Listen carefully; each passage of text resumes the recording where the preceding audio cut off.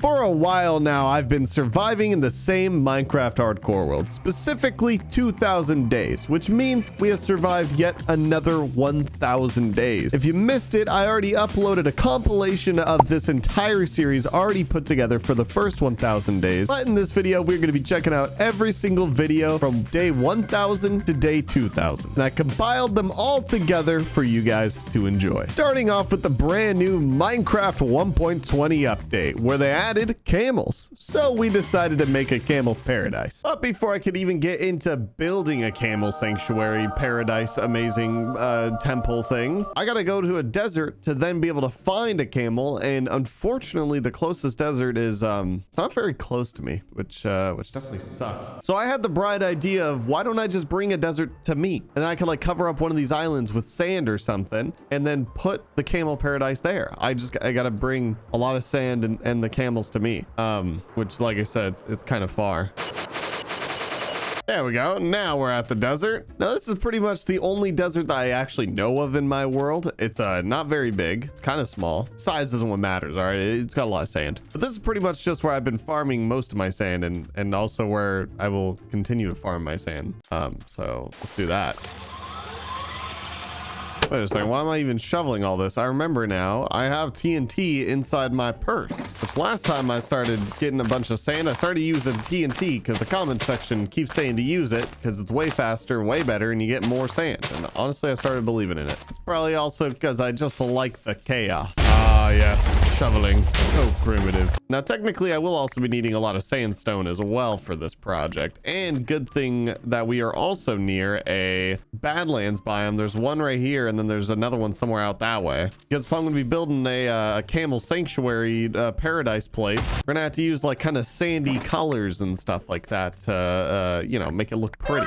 Which honestly, I have no idea how exactly I'm going to be building this thing up yet, but all I do know is that it's probably better just to get as much of this terracotta as possible, because I'll probably end up using all the colors. Especially one yellow. Where's yellow? This place is so small. I hate it. I also just realized I've never even explored a desert pyramid in this world because the desert's just so far away and I'm way too lazy to come over here ever. I definitely want to stop at one of those, get a little bit of that inspiration, you know, maybe even see a desert village. Ooh, nothing like finding a nice little cherry blossom grove while off on an adventure to try to find a bigger, better desert. Oh, even the water's like a brighter color. It's so pretty. Oh my gosh, it's just absolutely beautiful here. It's just nature. Don't you guys just love it?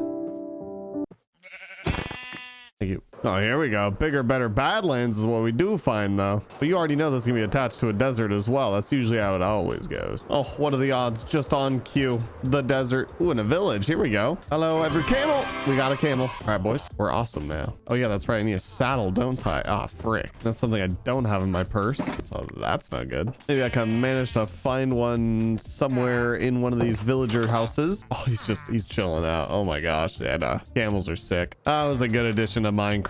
Everyone already forgot about the allays. What a terrible addition to Minecraft that was. All right, nothing in there. It's looking like I'm gonna have to find like a desert pyramid or something like that to be able to potentially find a saddle. If not, then we gotta go underground. I also need another camel to begin with, though. I need 2 camels, so then I can be able to breed the camels to make more camels, and I'll just make a camel farm. Honestly, like, why not? So are desert pyramids like the rarest structure in Minecraft now, or what's going on here? Another village and another camel, so that's good. Now we do have 2 camels. Aha, there we go. Our first desert pyramid. Now, if you have a saddle in you, that would be awesome. Also got to be careful. It's been a while since I've been in one of these things. Make my way down, break that pressure plate, and we get a saddle. Nice. 2 saddles. Iron, and that's about it. Okay, cool. Of course, I'm going to take that TNT too while I'm here. Sheesh. And now that we finally got our saddle, we can be able to saddle on up on... Why'd you lose health? Okay, it's back. All right, nice. But now we can saddle up on a camel, and they're able to do this like sprint thing, but it goes on cooldown. I've never ridden a camel before. This is the first time. Why is your sprint not working? Are you defective? Huh? There we go. Because otherwise they walk incredibly slow if you're not doing the jumpy thing. When you do the jumpy thing, you might as well just be on a horse, I guess. It's probably the same speed. But now I need to take this camel all the way over to the other village and then lasso up that camel and then take them all the way home. Oh no, our first treacherous jump. Here we go. We're gonna jump a ravine. was like not even really that big. Camel probably couldn't even have fallen in that, but suspense. Okay, but camel versus water. Let's see which one's there it is. Okay, crossing water with a horse, impossible. Hate doing it. So far, camel superior than horse, that's for sure. Everybody, you want to stop at this well and get some water? Little slurpy. All right, Monsieur Camel, it is time to leave your village forever. Put it in the past, put it behind you, because as of today, you're a part of the PaulGG army. No, get up, stupid. Come on. Oh no. No, you get up too. Come on. Okay, so now, wait, what? Where's one of my leads? Bro, am I not able to pull you? Oh yeah, I can. Okay, we're in the clear. Now I'm like officially traveling like how they used to back in the day. You know what I'm saying? On that camel back, dragging another camel. I have a feeling this trip is going to make me hate camels. Probably. Oh, I forgot. I also need to get some cacti, because cacti is how you breed them, I believe. Let me test this out before I leave. Oh yeah. Okay, yeah. No, it is 100%. It's 100% cacti. Okay, you guys stay here. I'll be right back. I'm gonna go get some more of these. The next morning. All right, gamers, it's time to saddle up and head out. If the baby can't keep up, gotta leave it behind. I'm sorry to tell you. Come on. Oh, it's getting up. It's gonna follow. Oh, look at it wobble. Oh, I don't know if I could leave this thing behind. Hold on. Can I look on it too? Oh yeah, we're chilling. Oh no, water, my arch enemy. Because I know I can get across it, no problem. Okay, yeah, and so oh wait, I could jump with my other camel. Watch. It like pulls him. Oh, big W. Where's the baby camel at? I also just found out you can sprint with the camel. I didn't know that when I walked throughout the entire desert. I also got to keep looking behind me periodically because apparently this guy sat down and my lead broke. Come on, I need to just hold some cacti. Regardless, we have a long, treacherous journey ahead of us, and it's gonna be painful. Stupid camels can't fit in a stupid boat, and I gotta fly across the ocean with a stupid face. Aha, finally, we're home after this long journey. Now I just need to figure out exactly where I want these camels to be, because this is Spawn Island over here, which Spawn Island is kind of big. It's too big for these camels. They don't deserve it to be that big, I'll be honest. Whereas like this island over here, I can expand it and make it bigger, and then put some sand on it, turn it into a little desert biome for them. And also it's just far enough away from the house where I don't got to deal with 100 camels rendered in. Oh yeah, now this is gonna be the perfect little spot for you guys. You're gonna love it, trust me. Now, give me my leads back. They're like, oh, finally. Yeah, no, me too, brother, me too. Trust. But now with our llamas transported all the way over to their brand new island where they're gonna be living, it's time to begin terraforming this thing a little bit and then officially transforming it into a desert biome. So first things first, I'm gonna have to shovel away a lot of this dirt and make it a little bit more flat. Can you get out of the way? Like, no? All right, there we go. Now that we got a much bigger and flatter platform on this island for us to actually build up our, essentially I want it to be kind of a pyramid, but also the camel-y. I don't know how to describe it. You'll see what I mean. Just gotta trust the old process. Like the current process is covering everything with sand, and this is pain, but we get through this. Oh yeah, there we go. The great sanding is completed. Look at all that sand. Now that we've pretty much transformed this thing into a desert, now it's time to begin building up their brand new home. You're gonna have a new house. You don't care, you're just trying to press me right now. What's up? Oh, wiggled its ears. All right, that's good. That's cute. Oh, with our land all terraformed and everything, now it's time to begin construction on our camel pyramid thingy temple. It's gonna be a paradise. I definitely want it to be relatively inspired by a regular pyramid. So I want to start off by doing the outline first, which is actually more challenging than I thought it would be. I don't know why. It's a pyramid. But then some good old scaffolding won't fix. There we go. Basically just made, what the heck? Basically just made like a zigzag staircase that'll go all the way up, and then basically I just do this all the way around it to be able to finish it off. I just want to know how big it is and how big the accents are going to be, because that's like, it's an okay size. I want it to be a little bit bigger. So up we go. Honestly, I think this size should be good enough, so I'm just gonna commit to it and build it all the way around now. Ugh, honestly, this is getting painful building with all this sandstone. I cannot wait to decorate this thing. But also, I need to expand the island. It's getting a little big. My number one issue is also how I'd want to design the front. I'm still uncertain exactly how I plan to. However, like I said, once we get to the decorating portion, I feel like that's where sandstone, terracotta, and some glass is going to really make this thing a pop.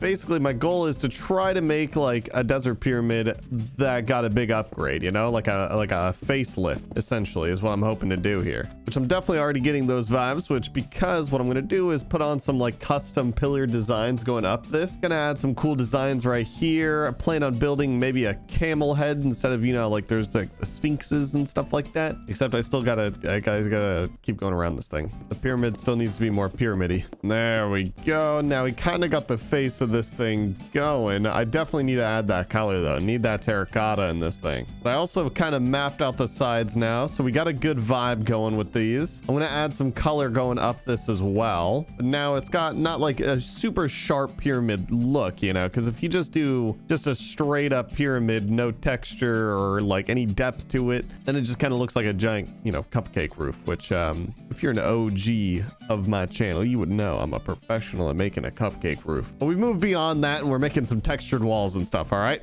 Just gotta finish lining up the entire outside of this thing with some stairs, and I gotta leave each of the corners by itself because I'm gonna be replacing all those blocks, probably using terracotta on each of the corners going up. Also, I still need to expand the stupid island more. There we go. Now pretty much the entire outside structure is relatively done, other than obviously doing the accents and adding in the color, and then also a little bit of design stuff. However, for the most part, the structure of it is done. I want to start doing some decorating simultaneously while also finishing up like the pillars before also we build up the camel head and everything, because what I think I'm gonna do is I'm going to fill in the inside of this with a color, probably red terracotta all the way up, and then use like, yeah, I'll just show you what I mean. So let's just basically fill up the entire center of the pillar so that then I could create some like accented walls essentially by using like stairs and slabs and such. Oh yeah, I'm kind of liking those shapes. No idea what they are, but try to make it look consistent at least. There we go. Now we got kind of like this nice looking little pattern thing going all the way up it with some nice accented color in it. And the only downside of this is that I got to do it all over again on this side and this side, and then yeah, that pillar. Okay, hold on, let me just get to work here. There we go. Now that looks much better. We got pillar number 1 and pillar number 2 completely identical. They look the exact same. We got roof slapped up on top of it.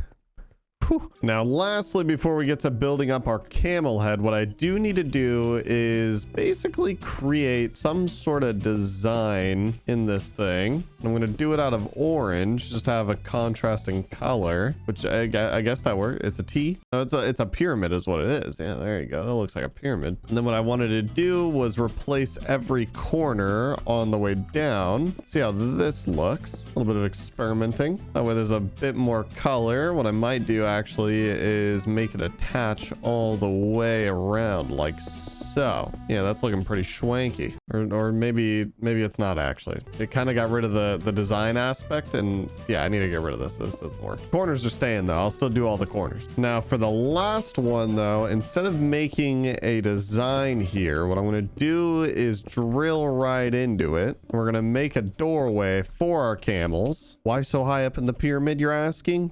Don't worry about it. Nah, I'm just kidding. Basically, what I'm planning on doing right here is creating the camel farm on the inside of the pyramid. Now, there's gonna be a trick to this, though. Before I bring all the camels up here, though, I need to create a fence and take that fence right here to this hole and place it down right below that hole. Then also go get some glass that I forgot. And then essentially, I'm just gonna surround a little platform with some glass. Then I'm gonna find the camels somewhere on the island because I haven't seen them in a little while, actually.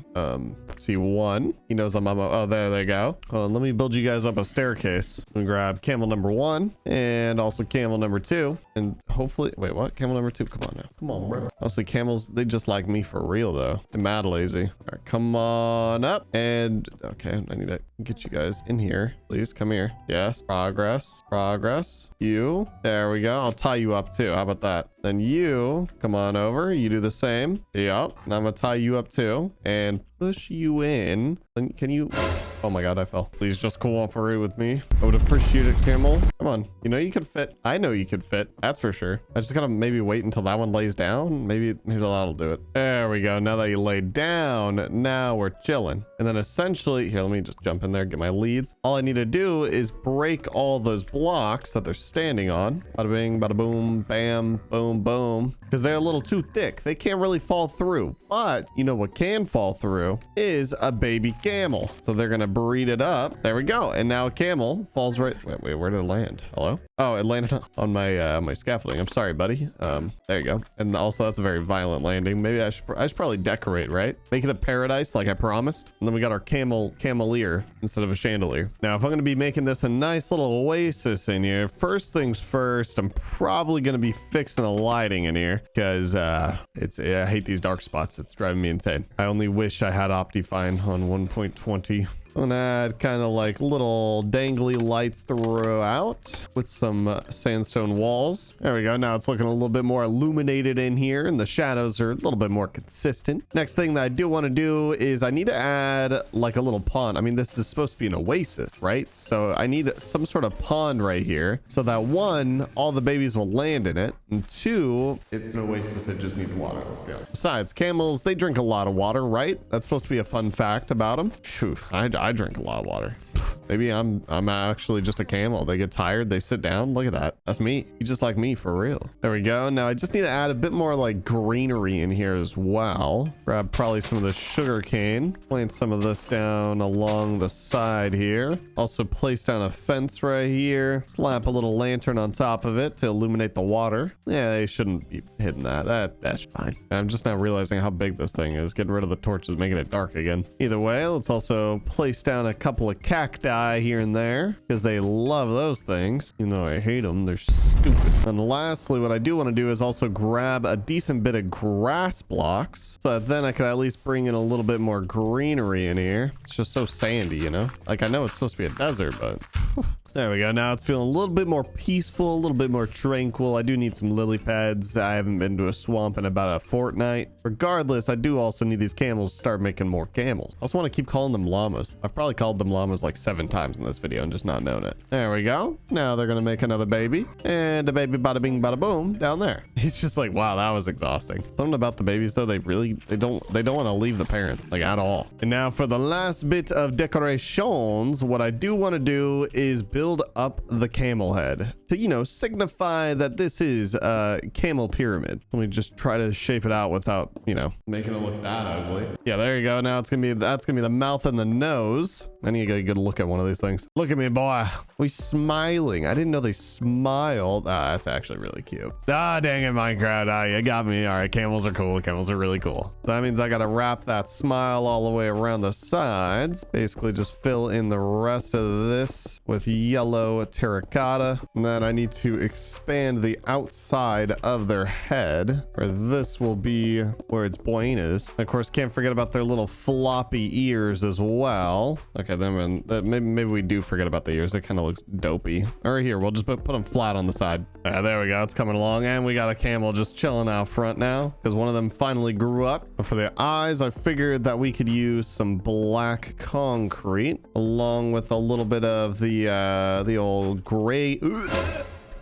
I fell. Anyways, as I was saying, black concrete along with a little bit of gray concrete, since their eyes also wrap around the side of their heads. And it's kind of goofy.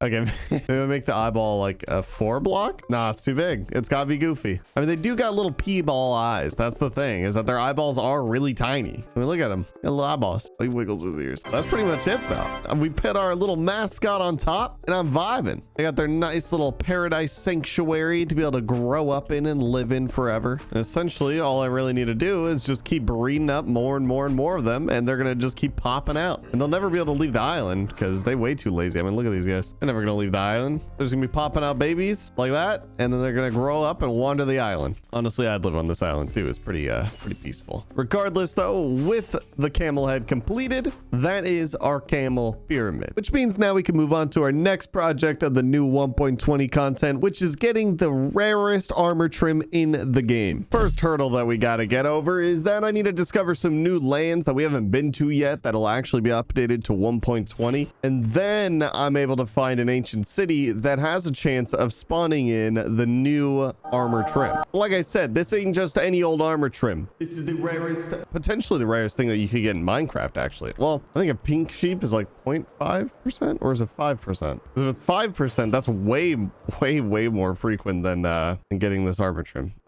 Yeah. Ooh, cherry blossom grove. Ooh, this is already a good sign, because in Minecraft, usually you can find ancient cities underneath these giant mountains for some reason. I don't know why that is, but I always find them under these. Well, let's just hop in a cave and try to make our way down. Okay, never mind. So this is a dead end. There we go. This is more like it. Nice big open cave that I can fly in. I do got to be careful. It lagged. Excuse me, sir. You seen an ancient city? Yeah, going down in the depths of Minecraft, I got to be careful because I've mentioned this a couple times, but for any new viewers, we are doing a no totem run. It's high risk, no reward at all. Other than the fact that I could say that I've actually done it before. Ooh, another lush cave. That's what I'm talking about. And other than that lush cave, yeah, it's kind of dookie, which means we need to hit the road and try to find another one.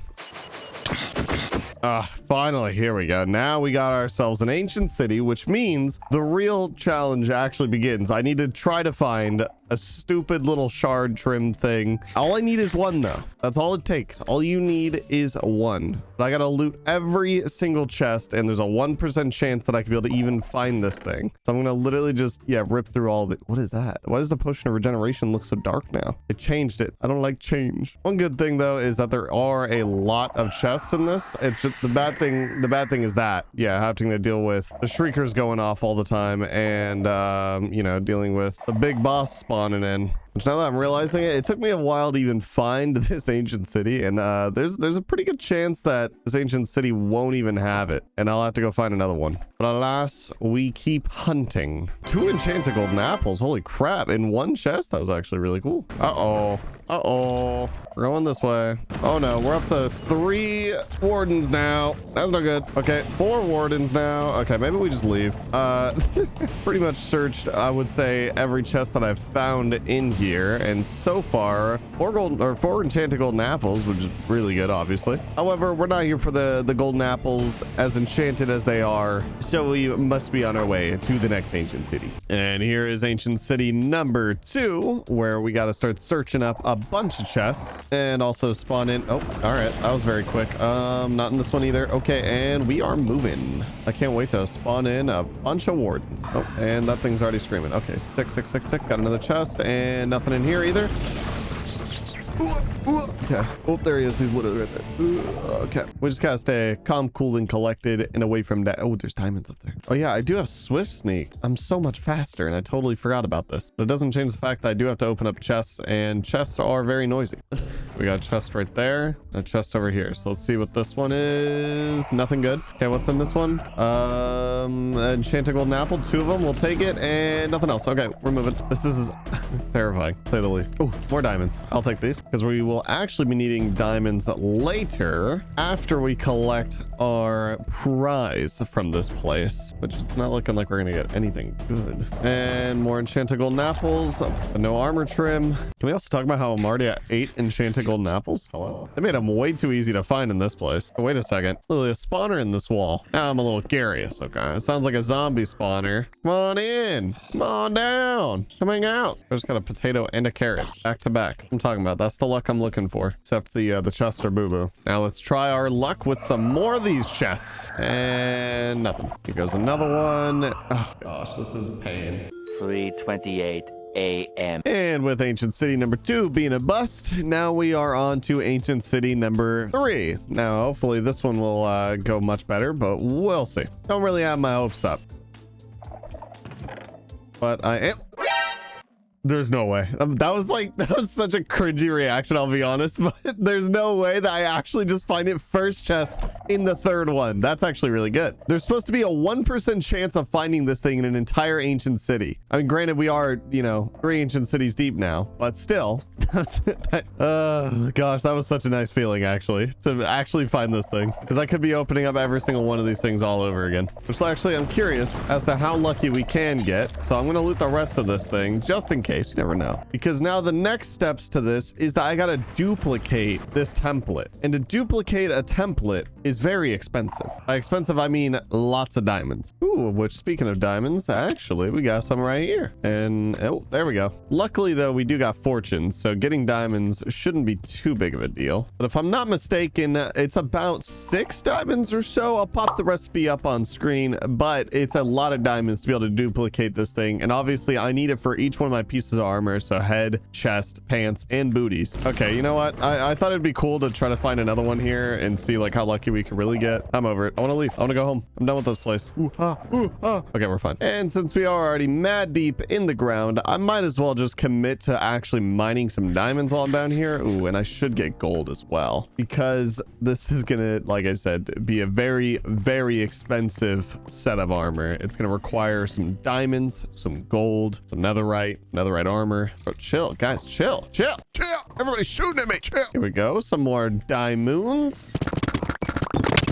And we should have enough diamonds to where now we can be able to duplicate this thing, which the recipe, there we go. It cost 1, 2, 3, 4, 5, 6, 7 diamonds. Not even 6. I thought it was 6. It costs 7 diamonds to then be able to duplicate this armor trim. And it looks amazing. That's just the best part about the whole thing, which it's obviously worth it to me. So I'm going to be duplicating this thing enough to be able to cover all of my armor. So then now that we have all of our templates, now we could technically add it onto our actual chest plate, which actually here I could even craft up a smithing table right here right now. That's not a smithing table. There we go. Now I could throw the template on there, and then it's like it'll show an example of how it looks. But the only problem is that I don't want iron, I want netherite, and netherite obviously it's expensive. So now we got to go head home, which also, yeah, if you guys haven't missed an episode, look where that ancient city was. It was underneath the very first cherry blossom field that we ever found. A little bit of full circle mode, if you will. Now, before we go hopping in the nether to get some ancient debris, first things first, I'm going to need a lot of TNT because, yeah, it's the best way to mine for that stuff. So let's stop on by the creeper farm, grab up a bunch of gunpowder, and also stop by our Camel Island Palace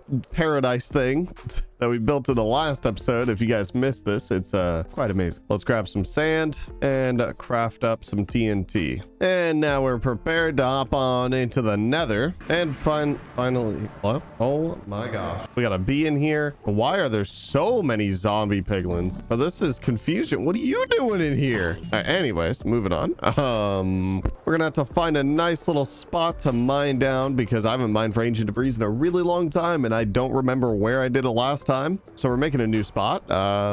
Let's try here. So far that checks out. We should be low enough. Now all I need to do is mine a really long line and not jump into lava. Oh, or get lava poured on my head. Oh, it's just, yeah, it's a whole thing of lava. Okay, all right, we go somewhere else. The worst part, I swear, I hate mining for ancient debris. I don't think I've ever tried to get ancient debris out of a soul sand valley, but I'm getting desperate. It's looking like the only giant landmass that I got in the nether, so it might be the only way for me to find a spot that's dense enough. But so far, so good. We haven't hit any lava just yet. Okay, and I spoke too soon. That was just one spot. We're good. We're chilling.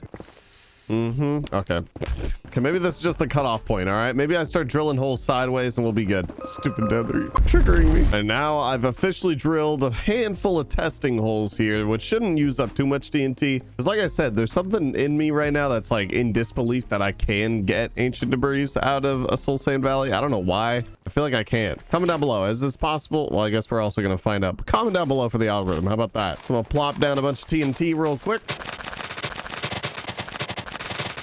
All right, now it's time to light it up and make the big boom boom and hopefully reveal plenty of ancient debris. Yeah, we are going to need a lot of these things, unfortunately. Oh, hey, look, already got, oh, yep, there's some. All I got to do is plug up all the lava and then just get to mining up all the ancient debris. which unfortunately did not yield very much ancient debris at all. Literally 1 ingot. Well, technically I need 1, 2, 3, 4 ingots, which 4 ingots, that's how many scraps? Which I'm gonna need about 16 ingots just to be able to even make this armor, which is yeah, that's pain now that I'm thinking about it. Regardless though, Soul Sand Valley, I don't think it's it. I'm gonna keep it a buck. I don't think it's it. So I'm gonna go fly somewhere else because I don't think I got very many ancient debris there. I love saying debris because I love reading the comments of people being angry. They're like, Paul saying ancient debris instead of debris. Fine, ancient Deborahs. And now on to mining location number 2. Oh, and that's okay. Oh, 2. We got 2, baby. Okay, yeah, this is already looking way better. You guys know the drill. Mine a bunch of holes, place a bunch of TNT, and blow up all the TNT. And finally mine up all the ancient debris. Except I still gotta deal with the stupid lava. That's a first. I feel like I've never actually seen an ancient debris stuck inside of Blackstone. Oh, hey, we also got 16 ancient debris now, which should be enough, I hope, if my math's right. I failed math. I'm sorry, guys. Regardless, let's head on home, wherever that is. A little drive-by. Oh, wait a second. Actually, passing by this bastion made me realize that I actually need gold still. I mean, I have some. Let's see how much this makes. But I need to craft up all the gold into netherite ingots with all the ancient debris. So that's 4. So then that turns into 7. Is that enough? 7, 6, 16. So 4. Yeah, no, that's math. Yeah. Look, guys, I'm sorry. Like I said, I failed math. I don't know what you want from me. Holy crap, dude. Army. Also a villager. No, this is the villager that was inside of our house. But I gotta fight them all off now. Protect the villager at all costs. Look, kid, your parents, they might be threatening my mans over there, so I'm sorry. But hey, don't stay out too late tonight, all right? Make sure you come home. I see you're hanging out with your friends. Regardless, let's throw all these ancient debris into the super smelter real quick. Pollute the ocean. Okay, cut this out. And now finally, with all of our netherite scraps, we can craft up all of our netherite ingots. Yeah, 4. And which now I could finally combine with my armor, creating the coolest looking armor, guys. This is so sick looking. Combining it with the silence armor. Sheesh. Oh yeah, here we go. And lastly, the chest plate, arguably my favorite piece too. Put it all on. Oh yeah. Oh yeah. Look at that. That looks so cool. It's just something about like the two-tone netherite that just makes it like it's not too flashy, you know? It's not emerald armor. It looks mint. It looks crispy. Guys, comment down below. What's your favorite armor? Mine obviously had to end up being the rarest one that you could get in all of the game. A 1% chance to get this thing. And we managed to get it beautifully. And now that we got the sickest armor in Minecraft, now it's time to collect all the mobs in Minecraft to create a zoo. And now you might be thinking, Paul, why on earth would you want to just collect all the animals and build them a nice little sanctuary zoo thing? Well, a couple episodes ago, I built up a camel farm. Okay, well, it's a camel temple farm thing where it's literally just a chandelier with some camels and then they drop some other camels and then I can keep bringing camels. Oh, they like the grass. That's so cute. Anyways, ever since doing this video, I realized, oh, I could easily just build a zoo. And then if I ever need anything from any animal, like obviously I can't get milk from you, I could be able to just get it easily from the animal, whether it's shearing sheep, milking cows, getting eggs, etc. All I need to do is make a zoo and then I'll have all the animals. And I'm thinking about making it along this coastline right here, just right this entire thing over here. I think it would be a really good addition to the coastline since I'm planning on turning this entire thing into factories, facilities, and like a coastline village thing, and completely ruining the environment. So the zoo will be a nice addition to that, except that'll be nice and peaceful over there. And now I figured the best way to start off this project is to probably start off with doing all the terraforming and setting up kind of the pathway in which the zoo is meant to be walked through to look at all the animals. So let's just get started on that.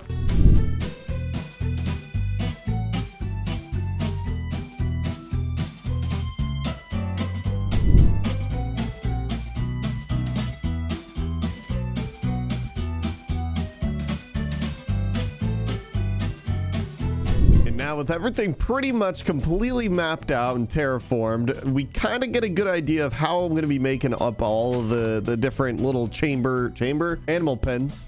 Like the center one right here in the middle is going to be really big, much bigger than the average pen because it's got to be the best animal out of all of Minecraft. Come on. Now pretty much all I need to do though is kind of outline the shapes of what the pins are going to look like, so then you can be able to really visualize it. I already say that. I hope you're visualizing. Did everyone visualize today? As I was saying, time to build up kind of all the outlines for each of the pens for the animals. I'm just going to do that with some stone.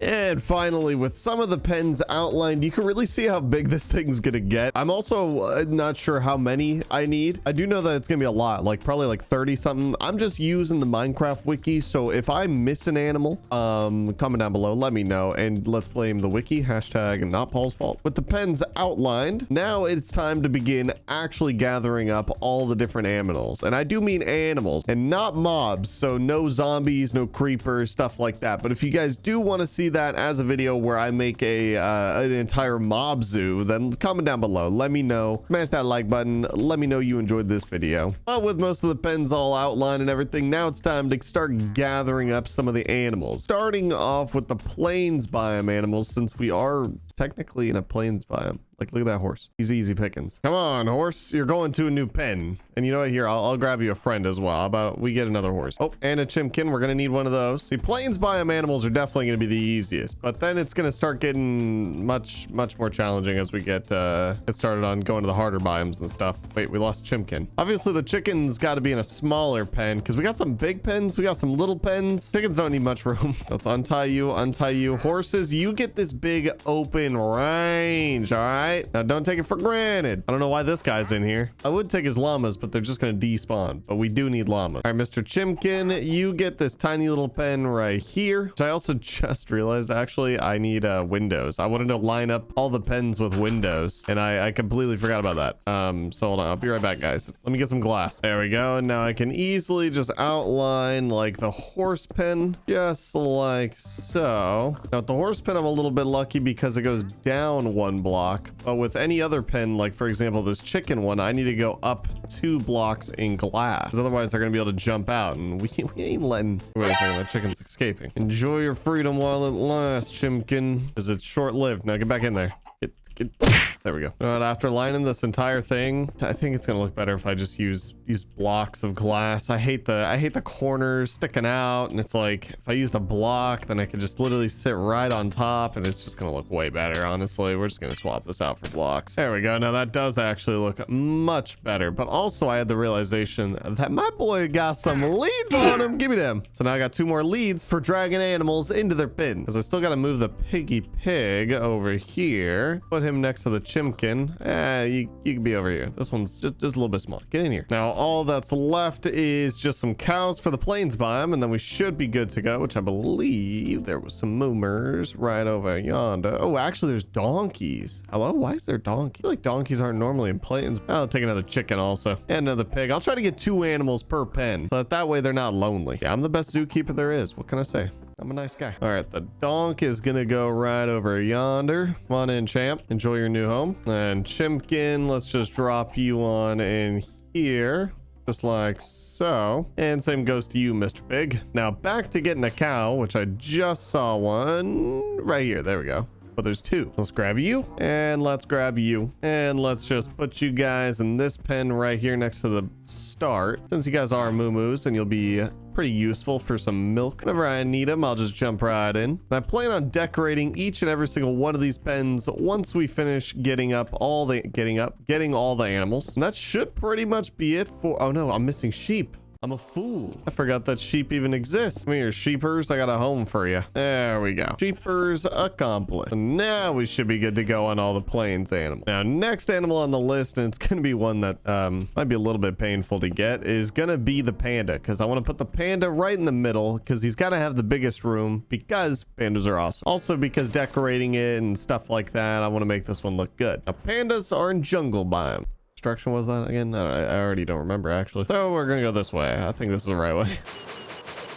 Aha! Here we go. Now we found ourselves the jungle biome. It's kind of like a modified jungle, but surely it'll lead to a jungle or not. Ah, there it is. Panda, panda, panda. Give me some panda, panda, pandas. Oh, no, that is a gigantic hole. That's not a panda. Oh, wait. Oh, no, that's a sheep. I saw the white blob in between the trees. Starting to realize that this adventure will probably be easier on foot to try to find these pandas because forestry is just a little bit too thicko mode. Starting to give up all hope on this jungle biome because I'm realizing that there's no like bamboo forest, which is where I'm pretty certain is where they spawn, is like bamboo forest, right? But also seeing that parrot literally just reminded me that parrots exist and I need one of them. So I'm gonna lasso you up, and I'm gonna lasso you up just in case if my other one does. I'm gonna take you guys home, and then we're gonna go find another jungle biome somewhere else. Give you guys seeds so you'll love me too. Bro, how many seeds do you want from me? I just gotta somehow take you guys home over like half a dozen mountain ranges and a couple different oceans. Yeah, oh my kidding. All I need to do is fly home. Hey, can you guys keep up? Thank you.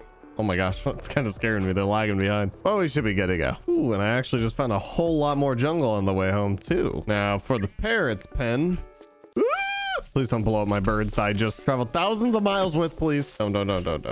Chill. As I was saying, for the parrot's pen, I figured I'd put them up here on this ridge line so that they could be able to overlook everything. But for now, all I'm going to do is just tie them up and leave them here. Like I said, I'll get to actually like decorating the rest of the zoo in a bit. Each one of these pens are going to have their own like little characteristics to the animal and everything. It's going to look beautiful. Also, we still got to build a grand entrance for whenever all our guests show up. They all got to come in through the main entrance. But with the parrots out of the way, now it's time to go back to the jungle and get ourselves a panda. Unfortunately, we did find a very big jungle biome on the way back, so we should hopefully be able to find at least a panda. All it takes is one. Oh, there we go. We got ourselves a bamboo forest. That's a good sign because usually pandas are in the bamboo forest, I believe is where they spawn. And we should have plenty of decorations for the panda place. We just need a whole panda. Oh, there we go. We got ourselves our very first panda. What kind of panda is it? Because there's different types of pandas. It looks like a normie panda. Oh wait, was that another one over there? There is another one. The best pandas are the snot-nosed pandas or ones that do somersaults,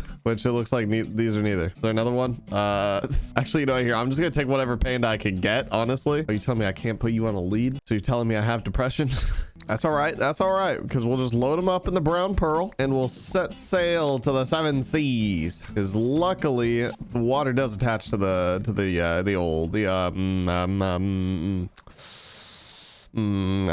Day 2. The zoo. There you go. That's what it is. All right, buddy. Welcome to your brand new home. I gotta be careful about this. Actually, I think it's like F3B. There we go. Now I can be able to easily see the hitbox. I gotta make sure I hit right there in that line. All right, now get up here and then follow me. Come on in, Mr. Panda. Your brand new home. Are you all right? You doing good? Okay, here, enjoy some of that while I encage you forever. And finally, with our panda out of the way, what I figured we should probably do is get started on just all the easiest animals. Just get them out of the way real quick so that then we can start focusing on, well, for one, the harder ones, and two, I want to decorate this place so bad. It's still kind of ugly. But I'm also going to need a lot more pens. I just realized that. So we're going to expand this way and expand that way. Regardless, let's get started on getting some easier animals. Like, for example, the camels.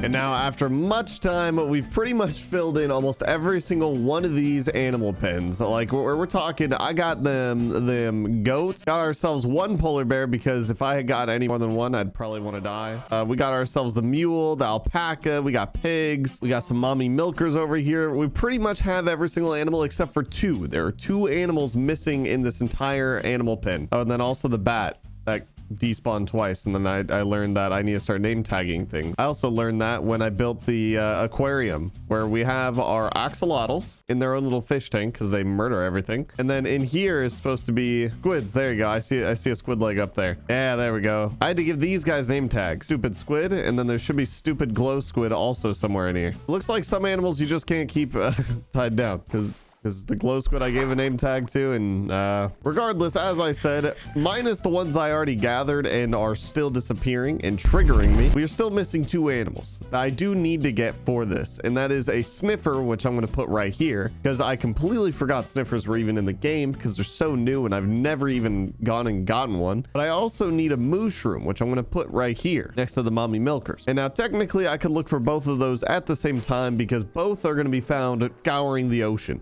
Now to find a sniffer, I'm gonna have to craft up a brush just like so, and essentially just fly around the ocean until I find some ruins, some ocean ruins, basically the drowned's homes. Like I said, I also need to keep my eyes peeled because I am gonna need a mushroom biome as well, because obviously we need a mushroom, and I'm gonna need some mushroom stuff to be able to make his little animal pen pretty. And it's also raining. Awesome. Oh, what? Okay, well, we found ruins, except the ruins are above the water, so I don't know how this works. Oh my gosh, they literally have a Triton drown sitting above water. That's so intimidating. Bro's looking aggressive. Okay, but I gotta give him the clapping though. What's up, brother? You want these hands? Oh, you don't. You don't even care. Is it because I'm not touching your water or something? Okay, is it really? Is that why? Oh, yep, that's why. Yep. What's up with it? He doesn't care. Oh, wait, we got a drown. Oh, we got the Triton. We got a drown. We have a lot of drowns, actually. We got a Triton. Go ahead and save that for later. But now what I'm looking for is like special sand or special gravel that I can be able to brush away, basically. Because unfortunately, you can't just find the sniffer egg in a chest or something like that. I have to brush away the sand or the gravel. I think there's special gravel. I know there's special sand. I'm kind of getting a feeling that these above ground ones aren't really working. So we'll just set off to go find another one. Oh, hey, this is where we got our polar bear. Now, this is also the farthest I've ever flown out in this direction. So hoping that we generate... Oh my God, there's no way. It's like it's on cue. Okay, well, we got ourselves a mushroom biome as per the script says for the video. So let's go ahead and wrangle up 2 of these bad boys. And I also need to make sure I silk touch a bunch of mushroom stuff so I can build my own little custom mushroom biome. And now all we got to do is climb up really, really high with some dirt and then just fly all the way back home with these bad boys with me. And by that I mean we didn't really make it all the way, and I also think I lost one of my leads. Stupid moo-moos. Oh my gosh, Triton drowned again. We gotta go. I don't want him to hit my moo-moos. All right, moo-moos, let's get going to your brand new home. My little moo-moos. Oh my God. Hold on. We have an issue. Gotta go sleep. Hold up. Right now the mobby bobbies should start despawning. But now with the moo-moos in their new pen, now all we need is the sniffer. Which now that I think about it, I think I do remember there being some ruins somewhere over here. Maybe I just lied to myself. I don't know. Yeah, it's not a drowned city thing, but it's one of those yeah, I don't know what these are called. But I do know... Oh, wait, this is what I need to brush, right? There we go. It's like a special type of gravelly thing. It should reveal... Or is this supposed to take this long? Or is it just because I'm new at this? Maybe it's because I'm underwater. Oh, I see. It's just not a block that I could just actually use this on everything. I could just dust. Oh, wait, this is it, right? This one's darker. There we go. Okay, what are we gonna get out of you? I got some dye. I want to dye. Okay, I gotta be careful that I don't remove. I've already shoveled like 3 of them on accident. Here's another one. Brush, brushing everywhere. A seed. And brushing number 3. Nope, that's just gravel. I'm an idiot. I hate this game. Okay, this isn't gravel. God damn. Is that coal? I hate this so much. Aren't these things supposed to be like huge though? I also don't even know if you could get a sniffer egg out of these. I just know you're able to get like armor trims and stuff like that. I still don't even know what this this like, I don't know, structure is called. All I do know is we're not side questing right now. So we're going to leave and I'm going to find ourselves a sniffer. Okay, here we go. Our first official ancient ruined city ruins. I feel like these things are usually way easier to find.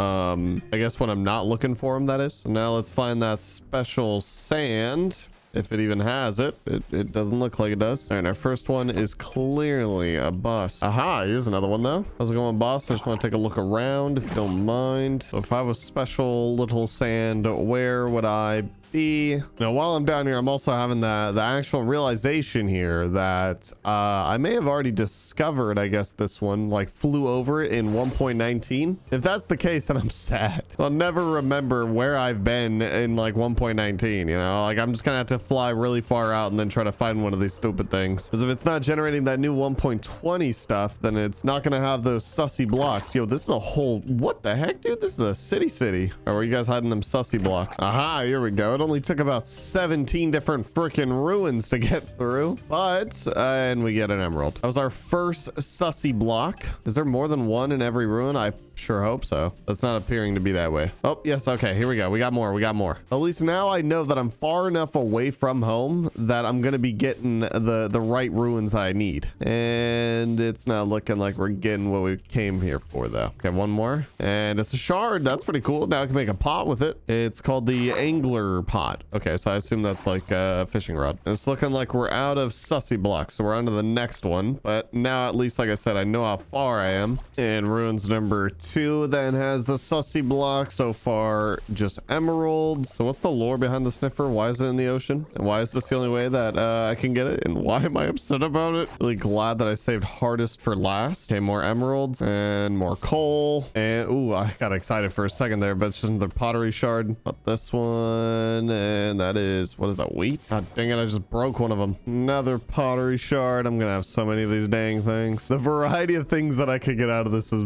upsetting me. There's like 3 different things. I keep accidentally shoveling some of these because they just look like sand. I guess I could also just stop, you know, brushing this thing once I know it's not what I want. yes, it's a sniffer egg. Oh my gosh, finally. It took so freaking long searching ruin after ruin and just finding the ruins. Oh my gosh, I never want to do that again, I'll be honest.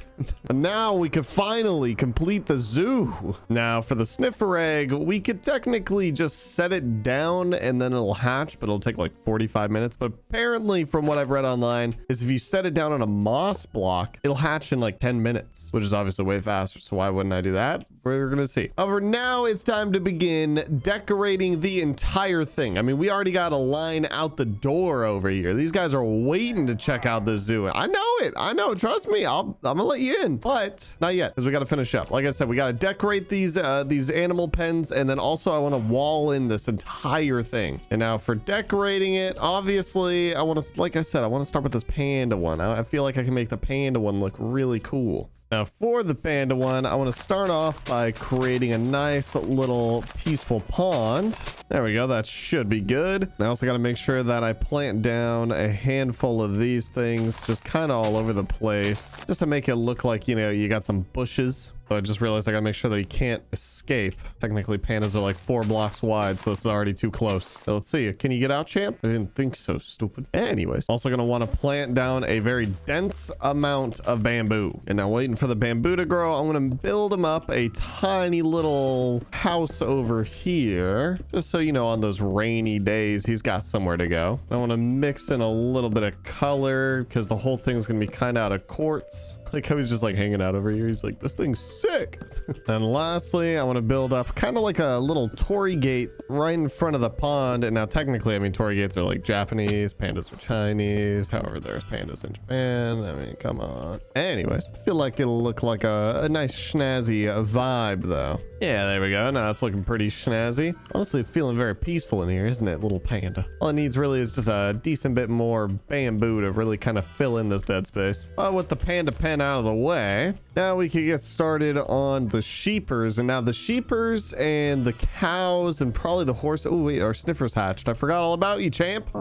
Ew. Is that what you sound like? I mean, I'm sorry. You're so cool. Minecraft really be out here adding the most random mobs. Anyways, as I was saying, the horses, the moo-moos, except for the mushrooms, obviously. But you know, all the plains type biome animals are probably going to be relatively similar. And by that, I mean, they're pretty much going to have like a handful of hay bales, make a nice little small farm, and build them up each of their own little shacky type of house things for cover. And so now finally for the sheep, they got their nice little pen, they got some food and a little pond. But like I said, same thing with the horses. They got all their food, they got their own little like little pond type thing. They got a little canopy to hide under. The moo-moos get a tiny little barn with the leftover red concrete from the Tory gate. It's not that good looking, I'll be honest, but hey, it's what you guys get. Same thing with the chimkins. I much prefer their tiny little baby barn. I think it's kind of cute, just like a little door that they go in. And of course, like I said, same thing with the pigs. They got their little mud wallow, and then also the mule. And lastly, the donkey only gets one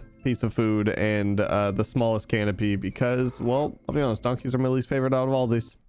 I said it. I'm sorry. I was just running out of resources. It's all right. Regardless, that's pretty much all the plains animals out of the way. Now it's time to begin on a little bit more of exotic ones. I figured maybe we get to popping on the snow ones, like the polar bear and then also our goats. And now obviously the easiest way to do this is just cover the grass with the snow, and then you don't mind me being in it, right? I'm also going to want to replace his nice little cave with some ice. He's like, oh yeah, that's that cold stuff I'm looking for. Please. Got you, brother. I got you. So now at least this way it feels a lot more like a little winter wonderland for him. Now technically the goats aren't really like a snow animal, but I feel like I always just find them in snowy biomes. Wait a minute. I thought I had 2 goats. Did I not have 2 goats? Now I'm a little suspicious.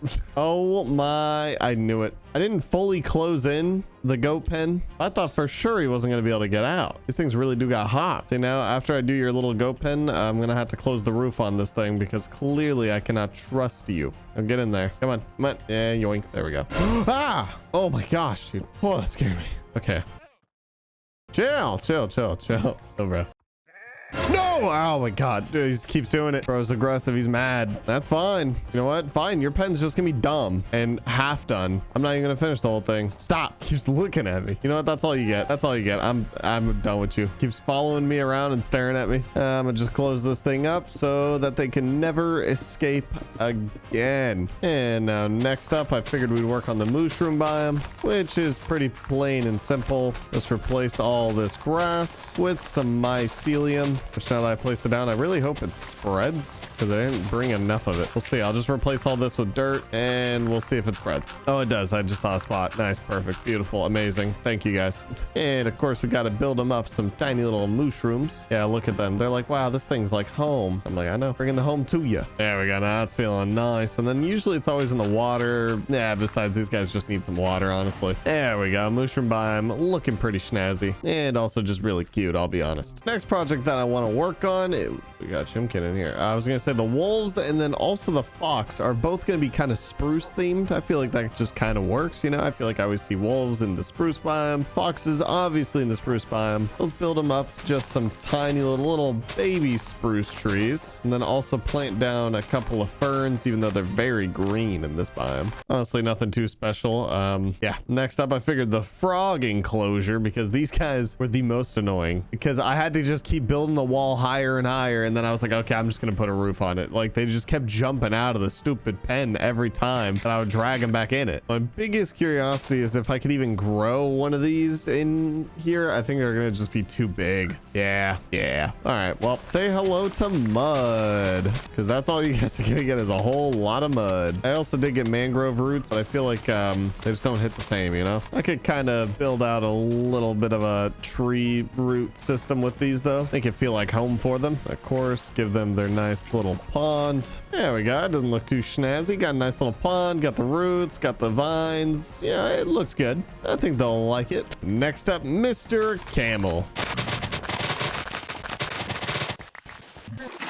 There we go. Mr. Camel's home's all nice and simple, just a desert. And now lastly, for decorating, we got ourselves the bird pen, which honestly, how do I decorate like a bird pen? I mean, they're parrots, so they're supposed to be jungly, but it's like, I don't know, it doesn't feel right. I'm just gonna give them a couple different things that, you know, like birds normally sit on their little jungle gym things. We'll build like a bird cage. You could say that I'm being lazy with this one. You'd be right. I didn't say nothing about it though. Regardless though, that should be the last pen to decorate other than the sniffer. But I want you guys to decorate the sniffer pen, all right? Comment on this video, and then hopefully by the time this one's out, probably won't even, it'd probably be a couple videos out. But regardless, I want you guys to decorate the sniffer pen, all right? Comment down below some ideas, because I don't know what a sniffer is and why it's so freaking big. I just realized this guy grew up. Also, why are you hollow inside? I can see the inside of you. Oh my god.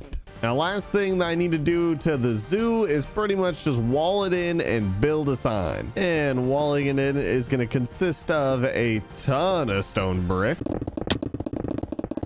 And at long last, our zoo is officially done. So now we got a zoo sign. We got a wall that goes all the way around the entire thing. Honestly, the zoo sign was like the hardest part of this entire thing. I don't know why it was so hard to make a Z and 2 O's. Regardless, though, we got our entrance, our grand entrance, and our beautiful panda pen. Got the moo-moos, got all the mushrooms, got literally any animal that could ever desire. Granted, again, the bat despawn. I don't care about the bat. All right, this video took so freaking long to do. Now, unless you guys really want the bat, then I mean, you know, I guess I could go get the bat. I mean, just let me know down in the comments. You guys want the bat that bad, I could go get them. Regardless, though, you guys have seen me build up basically every single animal pen except for the sniffer. Again, I want you guys to design the sniffer one. Comment down below also when you guys are commenting about the sniffer one, what is your favorite animal pen? Because of course mine's got to be the panda one. Like I said, I put it front and center for a reason. I had a vision of how I want to do the panda one, and I think it looks pretty good. I like it a lot. Oh, with the zoo out of the way, it's time to get rich in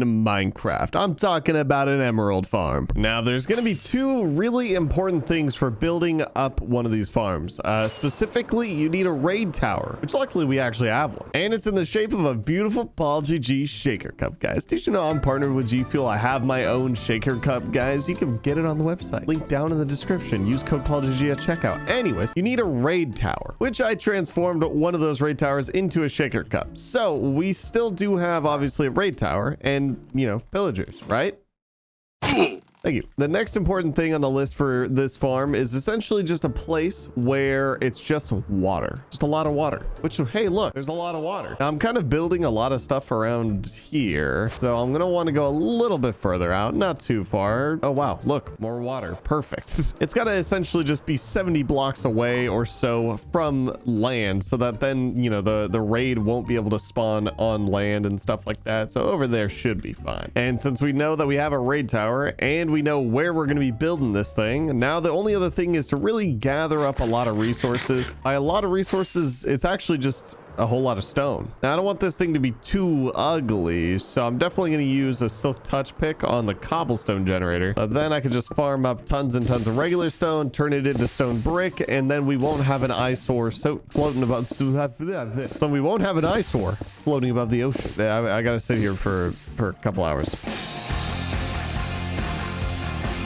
Now, after some time, we should have plenty of stone. I just gotta turn it all into stone bricks. Oh my gosh, Paul's not using a stone cutter. Oh my gosh, I'm gonna scream. Now that we got all the stone out of the way, now we just need to head on into the storage unit, which, by the way, yeah, the current storage system is kind of just dookie. I just got a bunch of chests lined up. We built a mega base for no reason so far. I still need to upgrade it and add things to it. We just, you know, I got like a giant cave or something like that underneath this storage room that I would love to just somehow turn it into a actual like chest room thing. I don't know. It'll look cool the way that I pictured it initially, at least. Actually, now that I think about it, would you guys want to see a video where you guys just give me suggestions? Give me things that you want to see in the world, things that you want built, and I just literally build for an entire video, just things that you guys suggest. Comment down below. Let me know. Do you guys want to see that? Would you watch it? Would you like it? For now, I'm loading up shulker boxes. Day 2. All right, now that we've loaded up our shulker boxes with pretty much everything that we're going to need for this farm, except for one thing, one specific thing that this farm literally cannot operate without, that thing being a villager, which I figured I'll just dismantle our very old iron farm that we made in the beginning of the world and just steal a villager out of this, since, I mean, it's already like halfway there, right? Who wants freedom? Apparently nobody. I said, who wants freedom? Get out here. I'll just put a boat down right there at the bottom. Oh, and they're all going to bed except for one of you. Come here. Hey, you want a bed? The bed's down here to a boat. Yes, yeah. They always fall for a good night's rest. What the hell? There we go. With a little cooperation, we're on our way. Like I said before, this thing kind of needs to be far enough away from the land, about 70-ish blocks or so. I'm just going to eyeball it and pray that that it works. Imagine I build a whole farm just to find out the mobs are going to spawn like right there or like right there. Nah, we're good. We're in the clear, right? What are you looking at? You praying the sun god? Anyways, gonna need to start out by building up a little platform, which I realized I should probably build out of stone. Now after I got my little 3x3, I need to place down a soul sand block right there facing south specifically, and then surrounded with stone and build up 31 blocks. Oh my gosh, dude, the invisible blocks, it's like messing with my brain. I couldn't count. And there we go. Now that we built up all the way around it, this is essentially going to be our bubble elevator to getting all the way up to the top. Easy peasy.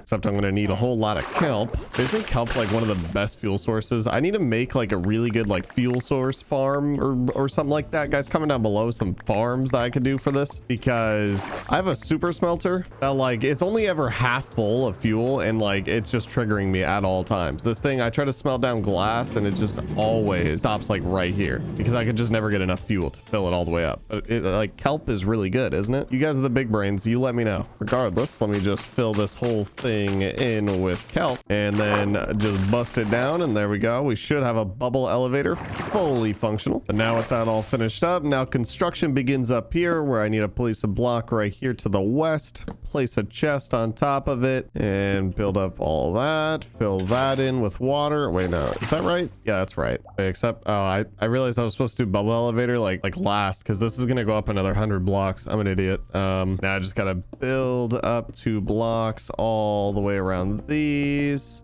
Or wait, no, that's not right. I need to get rid of these, fill it in like so. And I need to craft up a sign, which I don't have enough wood, but then I can place them down like so. Yeet the other one. And then now build on top of those signs up to Y161. Say it with me now. 161. Up. Come on. And now that we're all the way up at Y161, I need to fly on back down and essentially build up the tube all the way up there as well. Oh gosh, this is mess up my brain. It's like so offbeat. Now finally we got both of the tubes all the way up to Y161. Now I need to add water again to the tube that I originally filled up to make a bubble elevator. I need to get some more kelp again, because if I'm not mistaken, I should be able to place down kelp and then, yep, there we go, just bone meal it all the way up. That way I don't got to swim all the way up it either. I don't know how much bone meal I'm going to need actually. Just make sure I use all of it. Oh, it's not working anymore. I must have hit the top, maybe, possibly. And if that's the case, we're going to break that. And I see some bubbles now, so we should be able to go all the way up it. And there we go. Perfect. So now I should be able to drop down this one, not die, because I land on the waterlogged chest and back up the other side. Beautiful. And now that the bubble elevator is all finished up finally, now I need to basically cover the top of this thing with slabs, build out a 4x5 platform. And now I need to set up kind of like a temporary storage system at the moment by just setting up a little chest, waterlog it, going underneath it, placing a block, breaking that. But then I could set up a double chest and put a hopper for it. And this will just be our, like I said, our temporary little storage system. I'll probably end up turning it into an auto sorter, but for now this works. And now basically all I need to do is work on the spot that the mobs are going to pretty much be landing on, and I'm going to be smacking the life out of them. So I got to set down a hopper, and that's where they're going to be landing. Build out a little slab platform. And this is actually a really important process, and it'll make sense later, where I have 3 slabs in the front, 3 blocks in the back, a little loop all the way around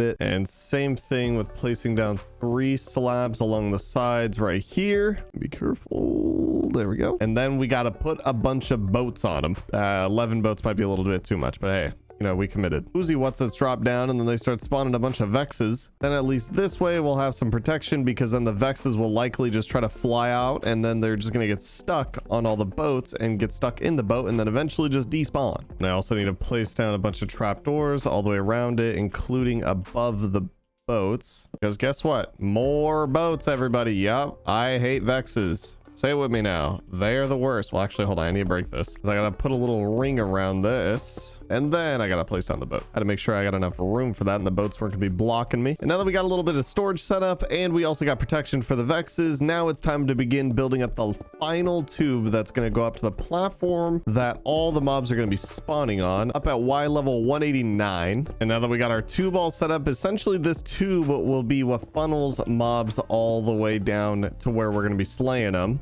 So So I need to create like a little water chamber thing that'll push them down the tube. And I also got to build it up a couple of blocks so they can't escape the tube. And also place some stairs on the side that they're going to be spawning so that then they just kind of slip down into it. And I need to make a 5x5 area out of slabs because this will be the exact platform that they spawn on. Then also surround those slabs with some glass. Why? I don't know. I'm following a tutorial. I have a link down below. Now that we got our little spawning platform all set up, now all I really need to do is just make sure I have some walls all the way around this thing so that when they spawn in here, they're stuck in here and they can't jump out. But also I need to build up essentially the killing chamber. Well, not really the... How do I want to describe this? Basically a big wall right here that Ravagers will get stuck on, and it'll just have lava on it because I hate Ravagers. Now, technically for this part, I'm supposed to put signs along this. However, I think Minecraft in the 1.20 update just made it so that signs burn, I think, if lava's touching it, if I'm not mistaken, which obviously there's an easy workaround for that in the nether. And that is to just get a decent bit of crimson wood so that then I could craft up a bunch of gates in which then I could place down along this wall and also right here. Then I'll just fill this in with a bit of lava just like so. And now that should all just fill in with lava. So then Ravagers are big enough. They hit the lava. They go up into it. They burn alive. And now I essentially need to set up the redstone clock for this thing. Should look a little something like this. Now that I got my little pathways where my comparators, my repeaters are going to be, I need to first place down a redstone torch underneath this block. Put down a bunch of redstone along this wall. And then now that I realized it, I forgot to add trapdoors. Whoa. Oh, wait, no, it's because it's activated. I was like, how am I putting them standing up? Anyways, then I need to add some water all the way across. So when these trapdoors activate, the water will open up and push them down into this water, which will then go... Oh, wait, no, I goofed. Forgot that I need to put a sign down right there. So then the water won't flow down the hole. It'll just go up to the hole. I need to place down all my repeaters and then essentially just do the... Oh, invisi blocks. Do the exact same thing, but on the opposite side, but with comparators, and hook up the ends. And then now that we got the redstone clock all set up, now we got to set up the tripwire hook that will then trigger the redstone clock to go off and then send the signal to the redstone to turn off. Let's cover up all the water like so. And technically, I guess we could test this, which there goes the redstone signal all the way around and boom. So it sets off the trapdoors. Something's going goofy. But with this spawning platform completely finished off, now we're able to hop all the way back down here to our villager. Yeah, I know I left my boy like right here. Took off in the boat, I guess. Got to go get another one. All right, who wants freedom, sanctuary, and also a job? Come on. Oh, yep. All right, there we go. He's like, I volunteer as tribute. Now for the villager chamber thing, gonna have to go out about 5 blocks and up 3, place down a composter, and basically just get my boy up there. Now I don't think I need a bed necessarily, however I will be providing one for his late nights of being such a hard worker. Get up there, you idiot.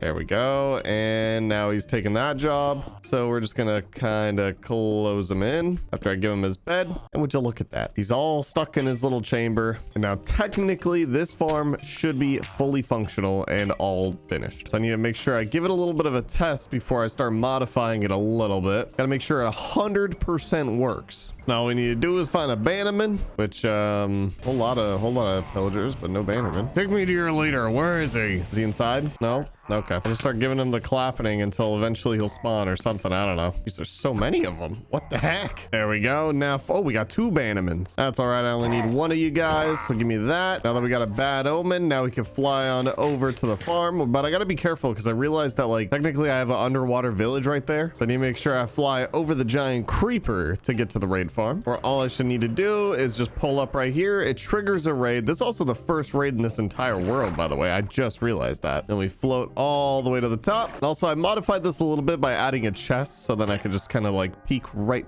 through it. And technically all the mobs spawn. There you go. Water pushes them. Oh, and I just realized yeah, some mobs did spawn on the side. I need to put slabs or something on the side, but let's finish this right. Oh my. Yeah, there's some design flaws in this. Just a couple design flaws. We're all right. It's supposed to trigger every single wave all at once, and it looks like it's doing one at a time. So what I need to do now is I need to clean up all the mobs that just landed all the way. Oh my gosh. That's fine. At least they're in the ocean. The ocean makes it infinitely easier. They're on their way to the mainland. They're like, we must find a village to pillage. Well, you know what I just realized? Actually, what I could do is use this opportunity. Oh no, there's a Triton drowned too. Wow, that's a nightmare. I could use this opportunity to actually work on the farm, since there should be no mobs up here. I believe I've fixed it. So now I got to get rid of the 2 pillagers that are left. Oh my gosh, this stupid drowned. And he's gone. I gotta find these guys. Here's one. The other one went somewhere over here, I think. Oh, he's almost to mainland. Check you out. Wow, we did it. Awesome. We're amazing. Now I think I fixed this. Let's give this thing another test run. Let's get our bad omen effect, and let's head on back over to the villager. Climb all the way to the top. It should trigger the raid, and now there should be no mobs spawning on the walls. They all spawn in the actual square, which means it'll trigger the water. Oh my gosh, yep, that time it worked. Yeah, oh yeah, there we go. And it automatically ends the raid. It says victory. So now all I gotta do is chop, chop, chop away. I get another bad omen. Oh, they're fighting the current. It appears the redstone is a little funky still. The water stopped. Uh-oh. Regardless, they're still falling in. And now finally, after all that trial and error, we got it going. I fixed my mistakes. Turns out where I made the platform for the raiders to spawn on just wasn't really long enough, and the water was overflowing, so they were just floating to the top of the water, and that's pretty much it. And now they should all spawn. Tripwire gets triggered. Okay, that guy overflowed. But otherwise, for the most part, they should all be falling down except for that guy, because I forgot to place 1 block, but that was it. And then we could chop, chop, chop. Looks like some Vexes spawned, but they should have been caught in the boats. And now we have a fully functional raid farm where all the mobs drop into here. I clap them all up. I get another bad omen effect, but most importantly, I get tons of emeralds. Tons of emeralds, especially with having looting on. But now with my bad omen effect, I drop back down here. It triggers another raid. We go back up. We rinse and repeat. And so this way, I'm basically getting infinite emeralds forever. Now in reality, I should probably do this with a sweeping edge sword also, just to be safe and pop them all a little bit faster. But hey, regardless though, as you can see, the storage is filling up really fast, especially with these terrible totems that we don't want. So what I want to do is try to set up like a little auto sorting system down here underneath the chests. So let's just drop on down here, place down 1 hop pair, and then actually, now that I think about it, I should probably get rid of the bad omen effect before I get too close to the villager. Now obviously I need to be careful, and I need to build this platform out of bottom slabs so that no mobs are going to be able to spawn on this, because of making an auto sorting system just completely ruins the farm, then, you know, RIP. I just gotta set up all of the chests, and I need to set up all of the hoppers. Now I need to set up all of the redstone for these. And we need to add a filter block to each and every single one of these hoppers going into the comparators. I already made the mistake of hooking this thing up, and now I got a chest full of crap. And now this last chest is basically for the unfiltered items like totems, and yeah, it's kind of it, huh? Then now when I do this, it should start auto filtering all the items from this chest. Oh, it's already empty. It already all moved. Great. We take all these trash totems and throw them in the trash chest. We don't want none of them. I want this one to be emeralds, so then that'll count down all the emeralds. You know, we're actually going to make 2 of these chests emeralds. One of them has to be spider eyes. Another one has to be gunpowder, sticks, and sugar. One will be redstone, and then banners, and then I don't know what are anything else that I could really stack items wise, but otherwise we should be chillin'. So now I just got to 100% make sure that this auto sorter works by, of course, running the farm. Let's get our bad omen. Let's trigger the raid, and let's watch the chaos. Oh, I just got smacked by a Vex and it scared me, but he got stuck in a boat. So we're okay. I really should put sweeping edge on the sword. So then now we check here. We got 34 emeralds, and then we got a whopping actually a lot of emeralds. Why didn't it stop at this first one? But just from doing that one raid, we already got a whopping over a stack and a half, almost 2 stacks of emeralds, which really just goes to show how OP this farm's really gonna be for me just racking up emerald. And if you guys enjoyed this OP farm, make sure you guys smash that like button, hit subscribe, join the PaulGG army, and I will see you guys in the next one. And by next one, I mean digging a hole, like a really big one. but it's also going to be in the nether. And while flying around, I pretty much came to the conclusion that there is just pretty much no good locations in the nether for a giant hole. Now, pretty much the only good location is just close to your home portal, I feel like. Honestly, that's just about it. But this is also a fairly dense area because there's a giant hole right here, which goes down pretty deep, and there's no lava, which is kind of surprising. And then over here, I believe there's just a ravine with very minimal lava pouring. Then on the other side of the mountain, we just got more lava. Yep. Okay. Actually, the 100 by 100 will probably end right before that. Oh yeah, this got to be the best location. And now that we found the perfect location for our giant hole, all we got to do is outline the entire thing. There we go. Now we have the entire thing completely outlined, even though it doesn't really look like it because you can't even see most of the line. But now we do have a big problem though, and that is that we have all of this gigantic nether waste just sitting up here above the line and also completely blocking the view. And I need to completely just erase it all. But to do that, I'm going to need some more beacons so that then I can be able to load up this entire thing and get haste to. And okay, no, I don't need gas. I actually need some wither skellies. And luckily I do have fortune, so we should be chinchillin'. Did I say fortune? You know what I meant? I meant looting.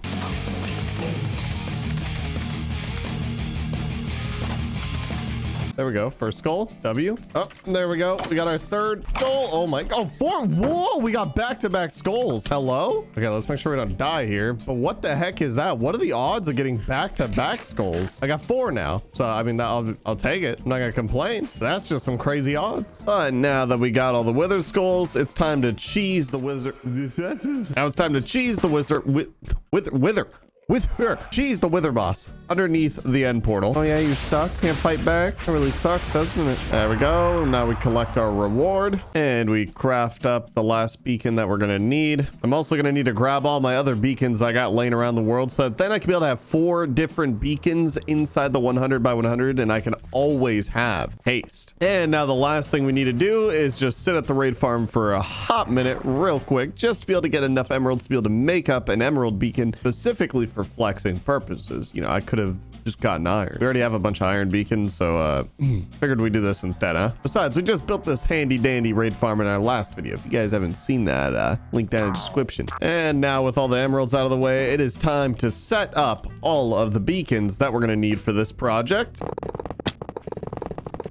You know, never really stopped to think about it. I've never seen a beacon in the nether. I wonder why. They need sunlight to operate, and literally it sucks. I went out of my way just to get another beacon and everything, just to not be able to turn it on. Why do I do this to myself? All right, I gotta take this down. Okay, we're fine. We're fine. I mean, having low brain cells is definitely painful sometimes. However, we're still in the nether, okay? I mean, I got efficiency 5. We could just blow through these blocks. I want to try to get a nice flat, even area so that then we can begin working on different mining methods. But for the first one, we literally have to mine. So yeah, let's do that.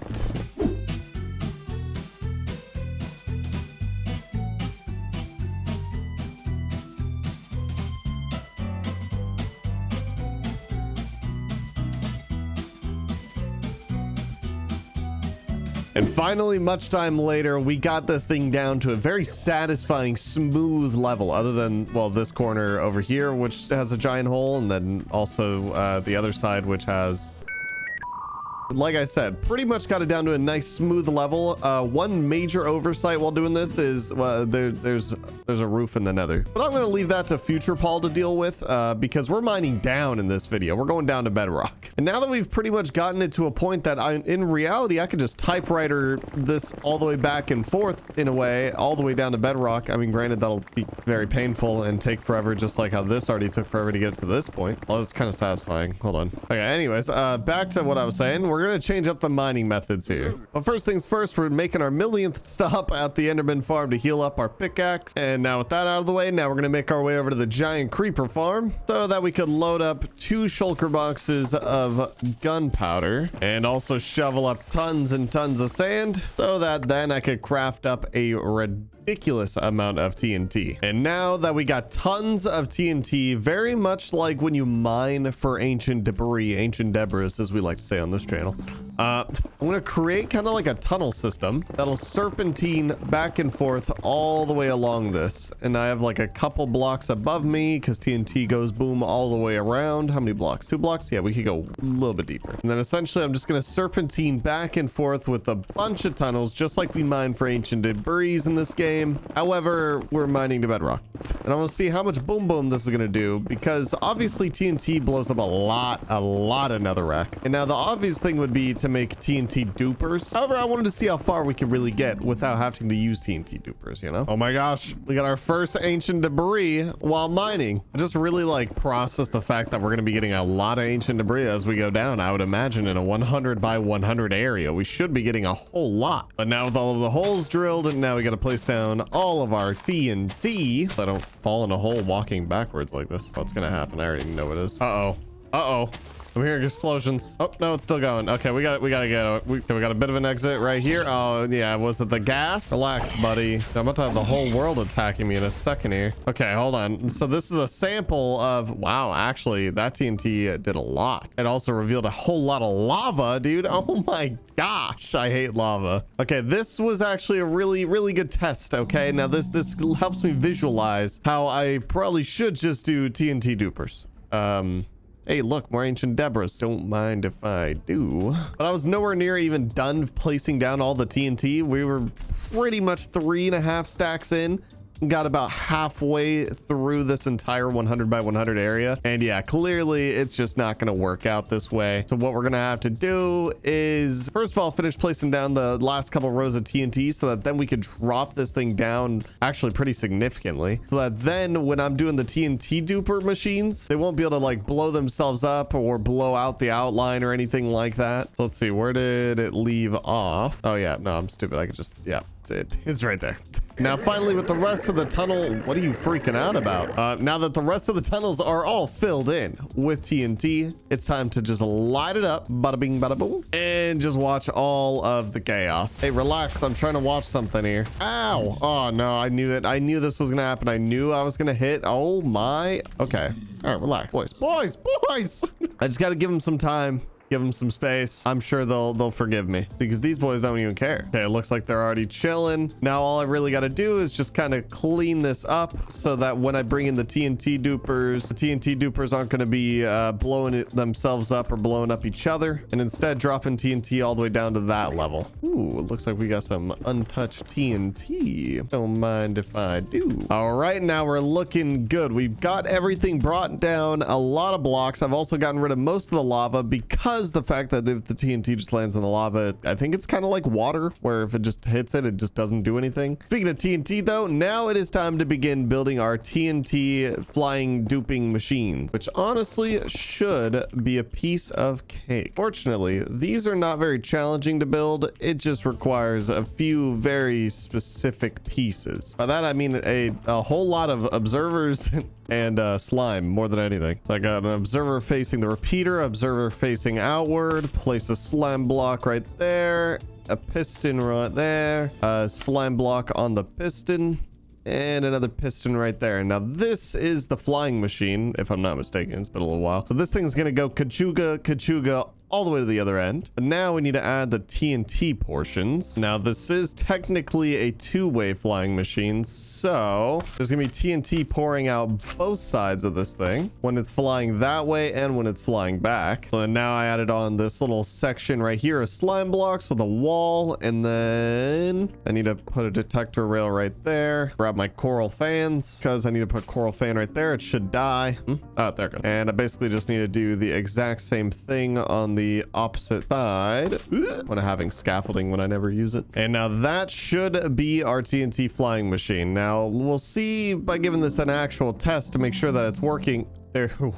Oh man, if that blaze hit that TNT. Oh wait, no, you still can, dude. No, don't whiff. Oh, thank goodness. Gotta put you down, boy. Okay, as I was saying, usually whenever I mess up on these things, it's because I didn't line up the other side, but we're gonna figure that out right now. Excuse me, sir. I also broke some of this just in case, because I don't know if the TNT block touching it means that I won't be able to move it. I don't know. Also, if you guys want a more in-depth tutorial on the TNT flying double-sided duper machine thing, I'll have a link down in the description. I usually try to link whenever I'm building some sort of farm thing that I have a source for that I didn't, you know, throw together myself. Regardless, though, it's time to finally give this thing a test and let it rip. It already didn't work. I wasn't supposed to put TNT on this side yet. I think that's what it was. I'm supposed to put TNT on that side when it gets to that side. There we go. Yeah. Because it moves the TNT off the wall onto the slime. So it still did work. I was just panicking for no reason. And it should stop. And now that it's stopped, I should be able to place some TNT right there. And when I flick this lever, it should start firing off TNT on this side. And it primed that TNT right there. Oh, fell in the hole. It scared me. Now let me flip this lever again so that when it comes back this way, it'll stop. It's looking flawless. It is looking phenomenal. This thing is going to take us probably to bedrock, actually, because the nether isn't like the overworld. It doesn't have like -50. The only thing that's going to suck is lava. It's going to be painful dealing with lava. Now it should stop. Beautiful. Oh, what a magnificent contraption. I need a lot more of you. There we go. Now that we got all of our flying duping TNT machines, technically all we got to do is prime each one, fly over to the other side, add TNT on the other side. So let me flip every single one of these. The only one that should really be lighting TNT is the very first one. Oh my gosh, yes. The chaos. You better not mess this up. He got in the minecart. Okay, I think we're fine. Either way, all the flying duping TNT machines should be stopping on the other side, just like so. And now all I need to do is climb up and add TNT to each one. And finally, I'm able to light up every single one of these. And now it's going to go back and forth, creating absolute chaos, getting me as far down as I'm going to need to get.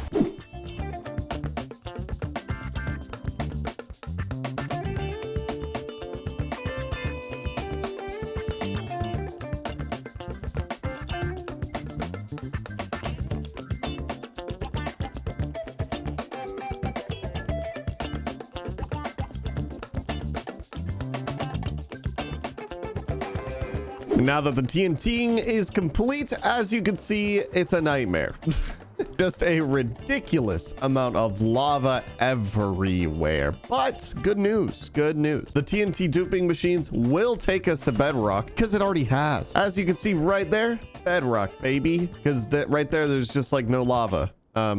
But now we're going to begin trying to get rid of as much of this lava as we can. Fun facts about Minecraft. For some reason, scaffolding will just delete lava. Now, I don't know why that is, and so I'm just going to do this kind of forever. I also need to kind of wall off a lot of this with some gravel or something also. Luckily, I do have an infinite amount of bamboo because I've had an automated bamboo machine going off for the last 1,300 days of us being in this world. But this will still be a very long and painful process, to say the least. Ow.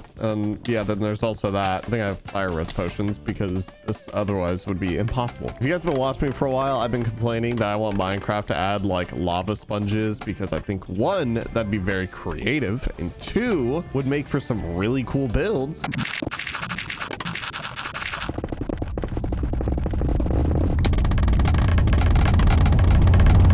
And finally, we've pretty much cleared up almost all of the lava. Now, the lava process wasn't as bad as I thought it would be. Using scaffolding is insanely easy, actually making me realize how easy it would be to drain out like an entire ocean lake like that and then start some other projects. However, this project, it looked like a lot of lava, but honestly, it was just like some miscellaneous like single ones that were pouring over into another one, and then those would spread, and then it wasn't able to blow up the land below it. It wasn't that bad though, regardless, once I start plugging it up.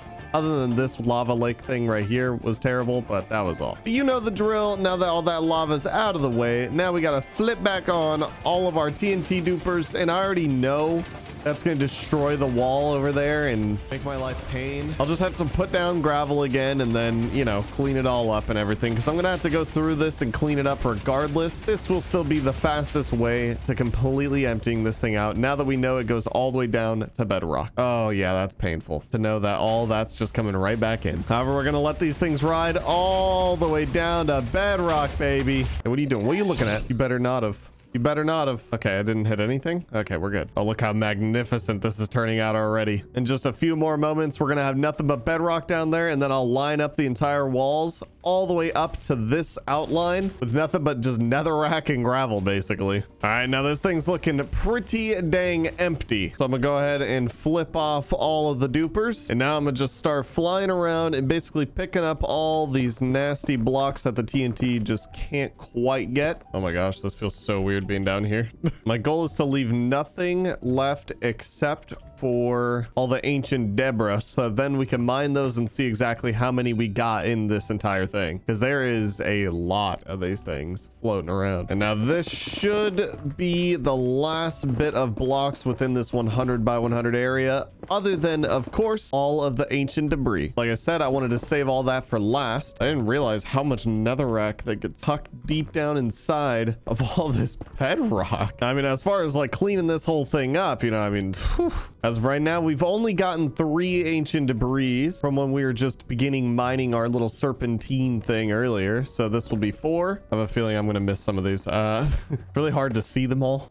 I actually just fell in a hole, and luckily I do have at least some wood. Whew, scared me for a second. I thought I was gonna be screwed. I'd have to use my ancient debris to get out. Maybe I can keep a couple blocks on me. I'll be honest, there's definitely gonna be a lot more ancient debris than I thought it was gonna be too. So originally I was like, oh, maybe it'll be, you know, like maybe like 10 15 blocks, something like that, because I feel like whenever I make like my my giant holes in the ground, whenever I'm actually mining for them, I feel like I cover a way bigger area. And again, there's usually a lot of those things heading in lava, and you know, lava is impossible to fill when you're going from like the side of it, whereas if you're coming from the top though, using scaffolding, oh, it's easy mode. Apparently I didn't know that until today.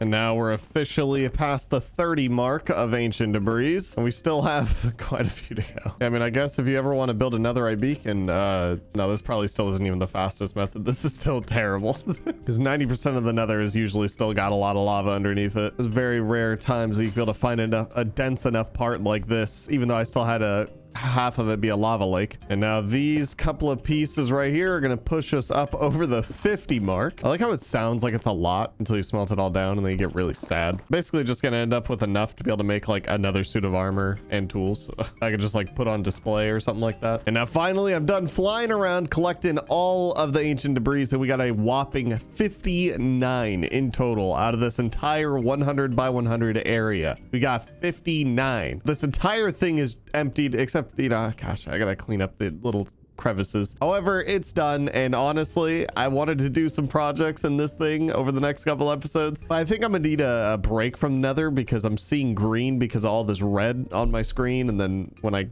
leave my office I get all like nauseous. And what better way to taking a break from the nether than building up an epic fully automatic fuel farm. First things first, when starting off a project like this, we got to find the perfect location, which I mean, we are starting up a bunch of factories along this coastline. If you guys missed it, I built an iron factory, and in this video where I built the iron factory, I talked about turning this entire coastline into basically pollution, just factories and cities and waterfront dookie property.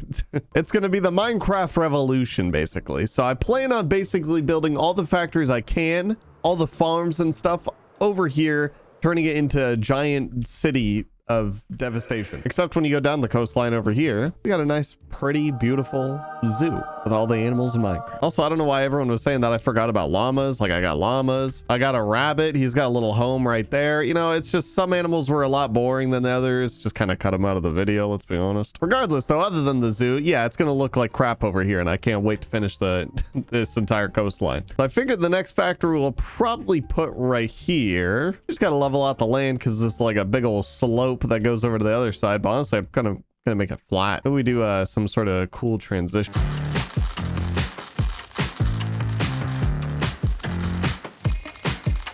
There we go. Now we got a nice big flat area to be able to build up a nice big factory. Now, as far as what kind of fuel we're going with for this, a couple episodes ago, I had you guys comment down below what fuel you guys think would be best for Minecraft. Now, everyone, for the most part, all kind of agrees that apparently kelp is just a really good fuel source. And you would have had me fooled because I did not know that was actually a good fuel source. And I've been literally living in an ocean for I don't even know how long now, surrounded by kelp. Because all I need to do is smelt down the kelp. It's still kind of slow and not really that automated because I have to still smelt down the kelp. Well, we kind of can make it automated in special ways. But the unfortunate part is that it's not just kelp. I can't just do this all day long, get a bunch of kelp and then use it as fuel, because I got to first smelt down the kelp into dried kelp and then use 9 dried kelp to then make a dried kelp block. However, a dried kelp block is actually really, really good. Pretty OP.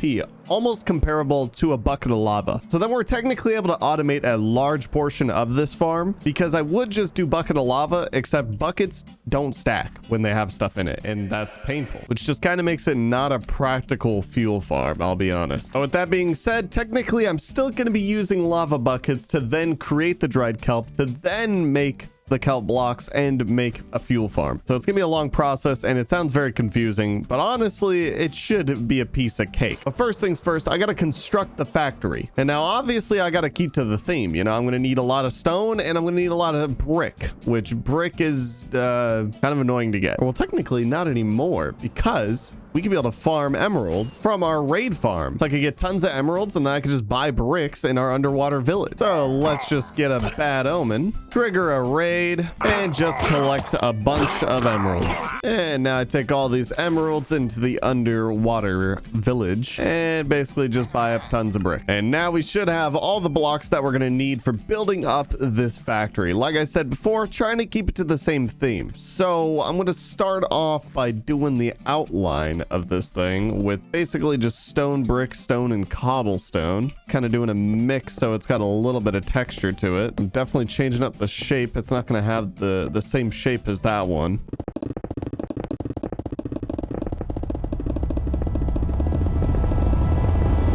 There we go. Now I'm definitely vibing with this. It's got a little bit more of a castle-y look, but I'll probably put a triangle roof in the middle and then maybe some smokestacks on top of like these more flatter parts. But now begins the portion where we obviously got to fill it in with a whole lot of brick, and this is going to be really long and really painful, and I'm going to want to cry.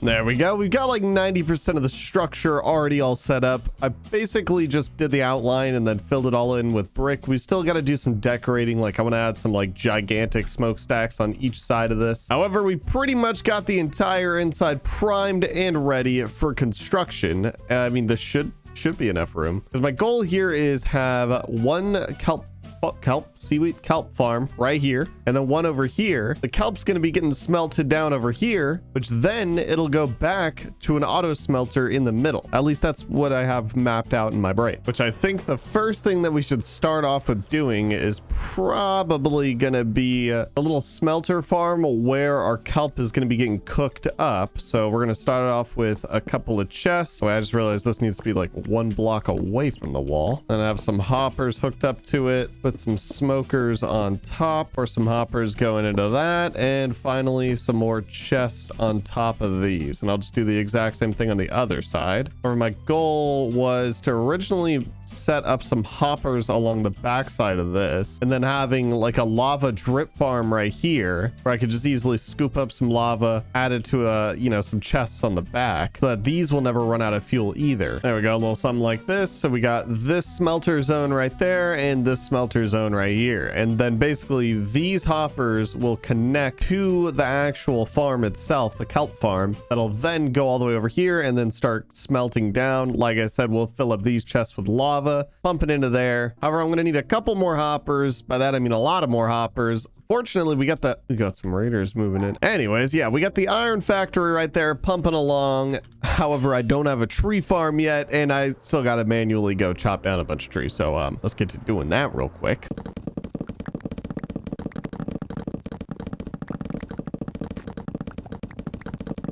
Gosh, when was the last time I ever actually sat through a thunderstorm in this game? Why is it so nightmarish? It's so Oh my gosh, hold on. Wait a second. We caught ourselves a bony boy. Now, I'm pretty sure if I come near this thing, it spawns. Hold on, yeah. Get the blicky out. Let me get ready for this because I'm pretty sure if I come close to it, it's going to spawn. Yep, that it does. Come on, come on, come on. Gotta be careful, gotta be careful. But I gotta serve. No, I want all the horses to survive because I think some of the horses despawn. I could be wrong. I'm not certain. Okay. What do I do now? I guess I just gotta make them love me, right?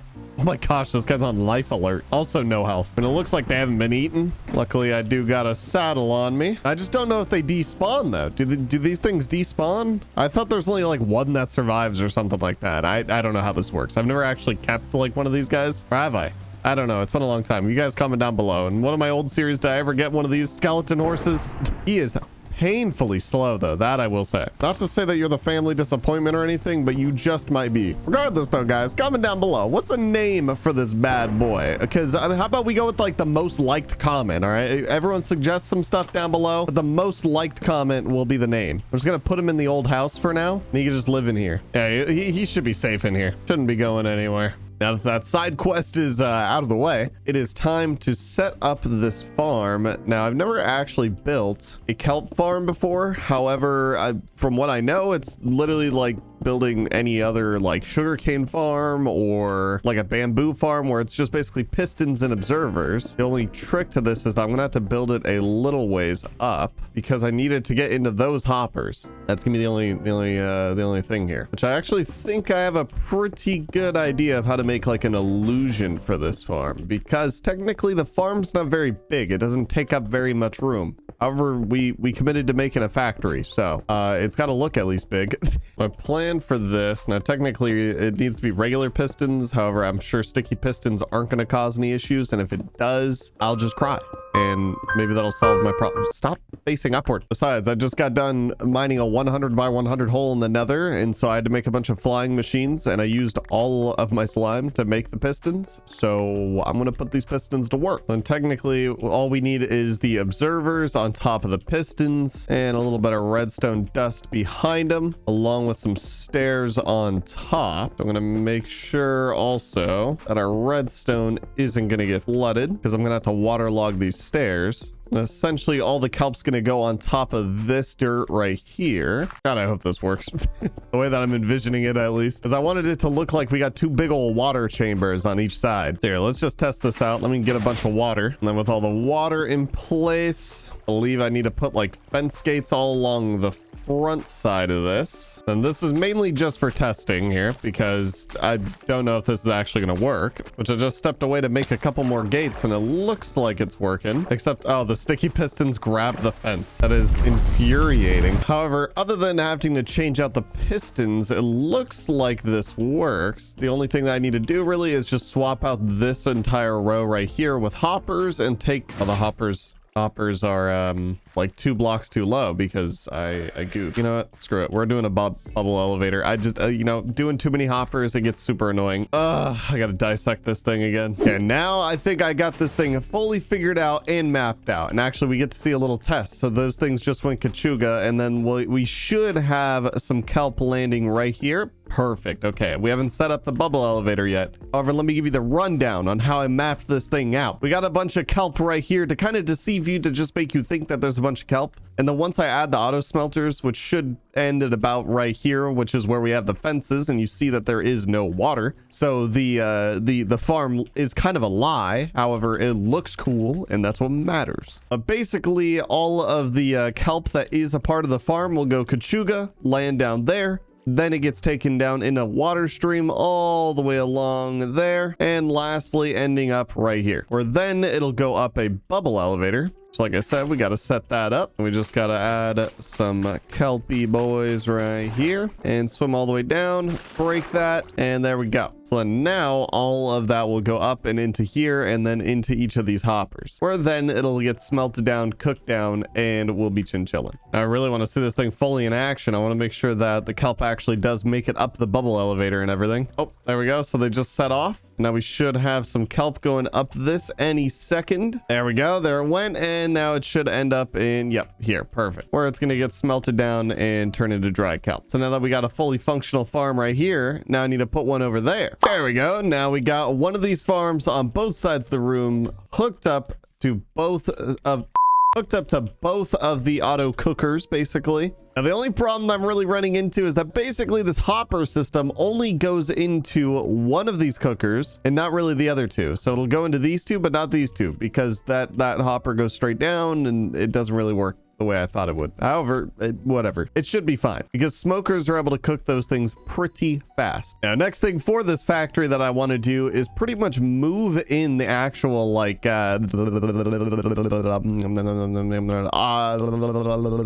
super smelter. There you go. Which I figured we could just take the one that we already have over here that's, you know, kind of useless. I'm sorry, buddy, but I gotta tear you apart. You've served me well, but it is time for you to come to an end. Well, more of a relocation, I'll be honest. You're gonna like your new home, okay, auto smelter? Oh my gosh, I forgot. I'm gonna get a bunch of XP out of these things too. But now all we gotta do is rebuild. Excuse me. Did you know that you guys are loitering? Now look what you guys self into. You're gonna sink and you're gonna live in there forever. Anyways, as I was saying, now all we gotta do is reconstruct this.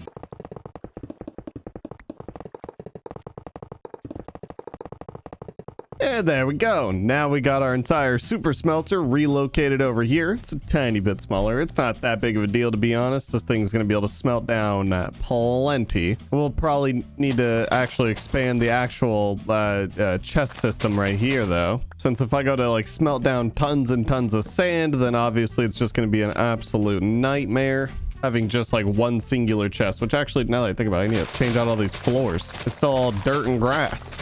Oh no, goofed. I'm just gonna swap it out for them hardwood floors. By that I mean like 90% of it will probably be slabs. But dang, does that look so much better. Getting in some nice new hardwood floors really ties in the whole place. All that's really left to do for this build is pretty much just kind of decorate it a little bit. Like I said, I want to add some smokestacks up here on the roof.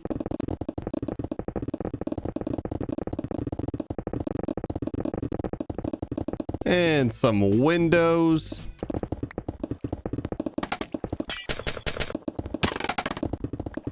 And of course, can't forget about the fancy little corner accents all the way around this thing. And finally, after all that decorating, we are left with this beautiful factory. We got our smokestacks, some windows for some natural lighting, and it's actually a functional farm. I mean, look at this thing. It's kind of functioning. We only got one smoker going, but hey, it's whatever. But there's one thing that I do want to do, because like I said before, I'm trying to turn this entire coastline into like the Industrial Revolution, you know, try to make it look kind of old-timey and a little bit destructive, I would say. What I want to do is right here in the front, essentially add in some like tubes, some like pipes that will be spitting out a bunch of green goo, you know, like a bunch of sludge and nasty stuff that shouldn't be getting poured out in the ocean, but you know, that's what we do. We pollute. And so essentially I'm just gonna kind of like make the tubes out of polished andesite. I'm gonna create an illusion by having a little bit of black concrete on the inside so you can't really tell how deep it is. Like it looks a lot deeper than it actually is because it's like a dark shadow in there. And then of course also add some lime green concrete that'll be pouring out the tip of it. Actually, I'm gonna need to mix in a little bit of slime blocks with this as well. Make it really look goopy and gross. Then it'll be kind of like translucent also. There we go, a little something like that. Give it that gobbity goo. Oh yeah, now that looks terrible. And now on that note, I would definitely say the decoration portion of this is 100% complete. So now not only do we got a beautiful looking factory, we also have a very functional looking one. Which actually, now that I just realized, I forgot that I wanted to add like a little lava farm. And for a lava farm, all we're gonna need is some of these dripstone blocks. Never actually made one of these myself. I've just never seen one, and I know people just keep saying to make one. So here I am. That stuff's scary, I'll be honest. It is kind of scary, like when that big chongus just drops on you. And these things don't do that much damage, right? Literally not. And then all I really need to do is just craft up a handful of cauldrons. I could then line them all up like so. And I believe I just put these blocks up there, put the little drippy things on them. I'm gonna put a little window around it so then I could be able to see the lava. I don't know, just Kind of seems cool. Then just plop some lava on top like so. Which now, I mean, in reality, we do have hardwood floors. Hopefully this doesn't cause any issues, but clearly it's dripping with just one block of lava. I thought I was going to need one for each one of these, but I don't know how long this takes. So we'll see eventually. And now I'm just going to basically do the exact same thing on the other side, except I'm realizing that I built the other one a little high, didn't I? I don't think it needs to be this tall. I'm going to try to experiment a little bit and build it like this. I'm pretty sure, yeah, that looks like it's working totally fine. Beautiful. So now technically when these things fill up, then I can be able to easily just scoop up the lava, because this will just be continuously going forever, because the beauty of building on this coastline is that it's right next to our house. So the iron farm's always chugging. This thing's going to always be going. No matter what, all the farms are going to be creating all the goodies. Is that real? What? But this one's not full yet. Yeah, this one didn't fill up. So wait, why did this one fill up so fast? Okay, maybe it's because it's closer. Or maybe I should just put lava everywhere in here. Maybe that'll be better. Maybe a source block makes it drip faster. I don't know. All I do know is I'm going to lower this one now, because that one was really fast. There we go. So now this one's lower also. So we'll see. Maybe it does fill up faster like this. Regardless though, now we officially have a fuel farm. And then our fuel farm turns into better fuel. And then we got fuel for our fuel farm to turn into better fuel. And then I take that better fuel and then I put it in the super smelter. Oh, Minecraft. What a game it is, huh? What a game it is indeed. And now we're moving on to a gigantic gold farm that I'm primarily building so that I can have food. What I specifically mean by food is golden carrots, because golden carrots are unfortunately the most superior food in Minecraft. You guys know me. I've been on a potato diet for a very long time. Potatoes are amazing and they are superior to everything but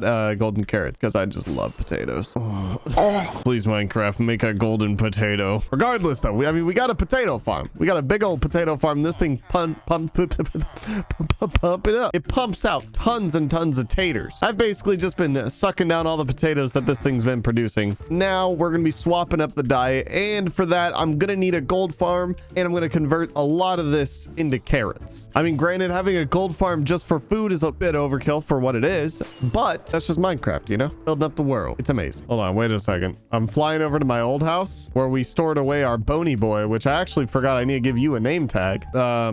Did you have your friend come over? Who's that? Maybe actually it spawned another skelly horse during that thunderstorm in the last episode, if you guys missed it, which would mean yep, it did. That is exactly what happened. Facts check out. And of course now they're just all fighting each other just the way I like it, and I slay the winner. There we go. Now we have all the skelly horses. They all belong to me. Wait, hold on guys, I'll be right back. I need to get a saddle. Excuse me, kind sir, I need this saddle. Thank you very much, because it went from one bony boy to a bony gang is what this is now. Got a bunch of horses. I don't even know the odds of these things spawning in, but we had two of them in one thunderstorm, which is pretty cool. There we go. Now we got all of them inside the house, so now they can all hang out together. Except for that one. For some reason, that one doesn't want anything to do with the rest of them. However, back on task. Like I said, first things first, I want to swap out as much of this as possible. Wait, what? There's not even a villager in this one. All right. Anyways, I'm going to go ahead and swap out this guy's then. Sir, I'm sure you don't mind potatoes. Not on the menu anymore. There we go. Now I've successfully converted all the potato farmers into carrot farmers. So then now all the farming that they're going to do is going to be carrots, and then it'll get funneled down into these chests, where eventually it'll be full of carrots instead of potatoes. And with that carrot farm out of the way, now it's time to gather up some resources for this farm, which is going to be a lot of stuff, like obsidian. And so I figured the best place is of course going to be in the end. So let's get to mining a lot of this. Oh, Chief, you'll get me through this, please. There we go. Now that should be plenty of obsidian, because this farm is going to require a whole lot because I need to make a lot of portals. However, inside of our gigantic obsidian pillar, I decided to build a little house since I hollowed it out anyways to get all this obsidian. So you got a nice little living space where you're going to be able to cook up all your food and stuff, and all the coarse fruit. Nice little storage room on the second level, and a bedroom with a nice view up here. It looks terrible out there. Guys, this is going for the low low price of 500 emerald blocks. If you'd like to buy it, please contact me at depression@gmail.com. Thank you. And now with all the obsidian out of the way, now on to our last major resource that we're going to need for building up this farm just to start smelting down all these piggies. And that is, of course, going to be a disgusting amount of this magma block. Like, it's going to be painful. I'm going to need a lot of this stuff. Every gold farm always needs this. Oh, but it's so satisfying to break. You know what? I was going to complain. I'm not going to complain. It's nice to break this block. And there we go. Now with nearly 2 shulker boxes full of magma blocks, we should have plenty of magma blocks for now. And if I need more, well, I mean, there's kind of an infinite supply in here. Regardless, now begins the tricky part. So a couple episodes ago, I mined out a 100 by 100 square in the nether. Now, I did this mainly because I'm a lunatic and I was curious to see how it looks. However, I did this also because I wanted to put a gold farm inside of the 100 by 100 square. I did not want to have to put it on the roof of the nether. Oh my gosh, you better not. You better stop. You better stop. As I was saying before I was rudely interrupted, I want to put a gold farm in the 100 by 100 square because when you're in the middle, and I'll set like a chunk loader and stuff like that in the middle, within a 100 by 100 area, there's not very much mobs spawning on the outside of it to begin with, so it's not really going to negatively impact the production of the farm itself. Now, the only tricky thing is that the bottom is really ugly and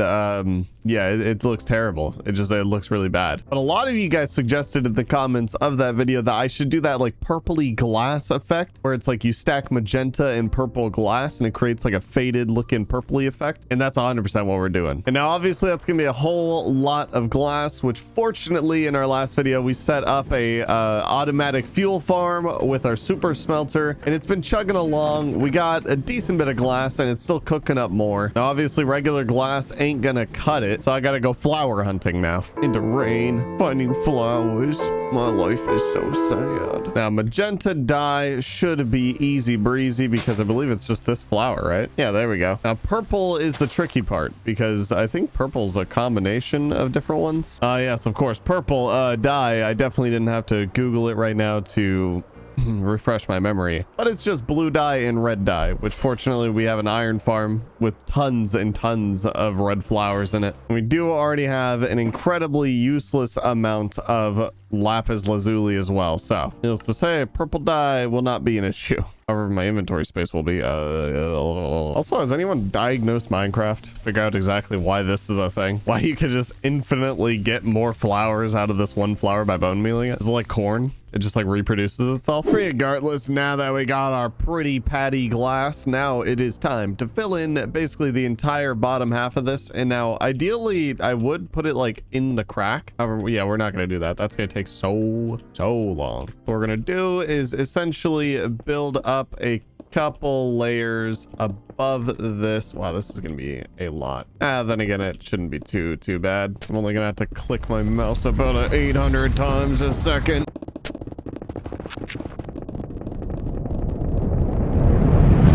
And finally, after much time, we have what, like 5 layers of glass. Yeah, you know, I'm kind of sick of this. I could be able to add more glass later if I really need to, but right now I think this actually is a nice it's a nice happy medium of like you get a little bit of texture through the glass, but it still could be a little bit more purple, specifically around the edges. One thing I realized, it would have been really cool if I did like black stained glass on the bottom, kind of have like a shadowy effect. Then again, I don't even know if that looks good, and I would have had to commit to a lot of time to do that. Regardless, the foundation is laid essentially for this entire thing, except the glass is also bugging out all the time. Minecraft, please fix your game. And then of course, now that I've made this all pretty down here, I am gonna have to fix the rest of the walls. I only did enough to make it so I could take a thumbnail. I did that wall and I did that wall, and then I was like, all right, that's good. But now I got to do the rest of the walls though. With the foundation all set up, now it is time to begin the next part of this, which is actually building up the gold farm. But first, I'm going to need to find the exact center of the 100 by 100 square. So I should have to go out 50 blocks this way and then another 50 blocks this way. And now that we got the exact center of the entire 100 by 100 square, and now I'm going to build up a nice tower of dirt all the way up, and we got invisible block. Oh, there we go. I have no idea how how tall I'm going to make this. I think I'll just go as high as I can, which actually one full stack all the way up. Looks like I'm about to hit the roof. So that should be good to go. And now basically all I need to do is create a 5x5 portal around this entire centerpiece and repeat this entire process all the way up it. So now this makes sense why you need a ton of obsidian. You know, it's just a little painful. I guess the only downside in not building on the roof is the gas. I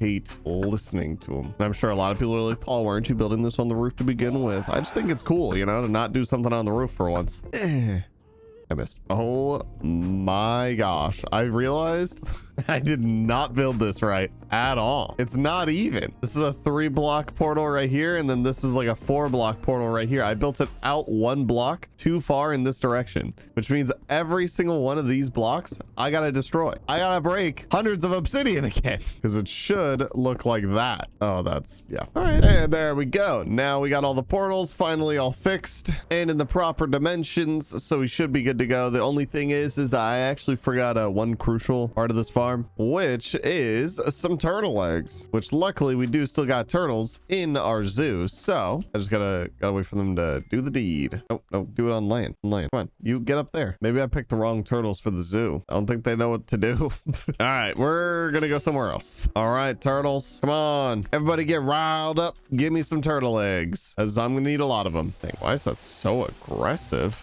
Okay, you pooped out 1. I'll take it. And here's another. Thank you. And now we should have plenty of eggs for this. All I really got to do is just set down some scaffolding all the way up to the very tippity top. And then I just take my eggs, set them down just like so, place down some trap doors so that they don't get scrambled. But when all of the piglins, zombie piglins, spawn in, then they're going to get attracted to the egg, try to go stomp on it, and then they're going to just go through the portal to the overworld where their impending doom will be waiting for them. However, I want to surround this entire thing with trapdoors just to make it look much better. Next up, now all we need to do is essentially build a bunch of magma platforms. Oh, that's gonna be annoying. I forgot about that. 9 blocks and then just 5 blocks on each side, and just do that same thing on every side of the portal, and then just attach each of these corners, the little bit of zigzags like so, and fill it in, and basically repeat this entire process all the way up. Honestly, Swift Sneak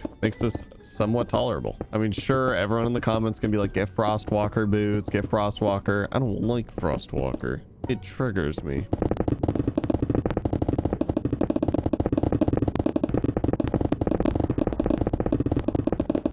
There we go. Now we are at the very top level where I put a glass roof on the very tippity top, so we're not going to have gas spawning at the very top of it. And technically gas can kind of like spawn off to the side. However, pretty much all the spawns are still going to be right below me. Now I just need to basically go down this thing, plugging up the hole, and also lighten up every single one of these portals. And now I may have goofed because after this we need to go into the overworld and link up an overworld portal. However, I did before this video make a portal in the 100 by 100 square, so I don't know for sure if that one's gonna mess up this one or not. God dang it, I wasn't lighting the portals on the inside. I'm stupid. Now I gotta go all the way back up. I gotta light them all the way around. Day 2. There we go. Now all the portals are all lit up all the way around this thing. However, like I said, I already lit a portal in the 100 by 100 square in the middle just to see where it went. And I already went through it. So regardless, I think this technically, this should just connect to the portal that I had already gone through before. Oh God. Oh yeah, we're in a cave. Okay, we're in the same cave. Holy crap. Holy, yo, you messed up. Oh my gosh. What do I do? Really, spider? Really? Okay. We're calm, cool, and collected. I don't want to accidentally hit one of these zombie piglins, so I'm going to kind of go this way. Oh my gosh, there's just too many. I also heard a creeper when I first spawned in here, and I don't see a creeper anymore. So that's telling me that he's definitely on the other side of the portal. I thought that was a creeper. Bro, can these mobs stop? It must be a zombie spawner. There has to be. This is so annoying. Okay, regardless, what I'm gonna do is I'm gonna just break this portal and I'm gonna build another one all the way at the surface, because portals in Minecraft only work on X and Z. So technically I should just be able to tower all the way up to the surface and make it as high as I want it to be. And we'll see. If we're lucky, we'll be in the ocean. If we're not lucky, well, we'll have depression. Oh, there we go. Okay, we're hitting some sandstone now, which means, yep, there you go. Sand. Awesome. Awesome. Now all I need to do is just build up to the surface, and ooh, we are partly in the ocean, so this might be a free real estate. And technically this isn't that far away from home either, because I know this is where I got the wolves for the zoo. Yep, there's the raid farm. Okay, I know exactly where we are.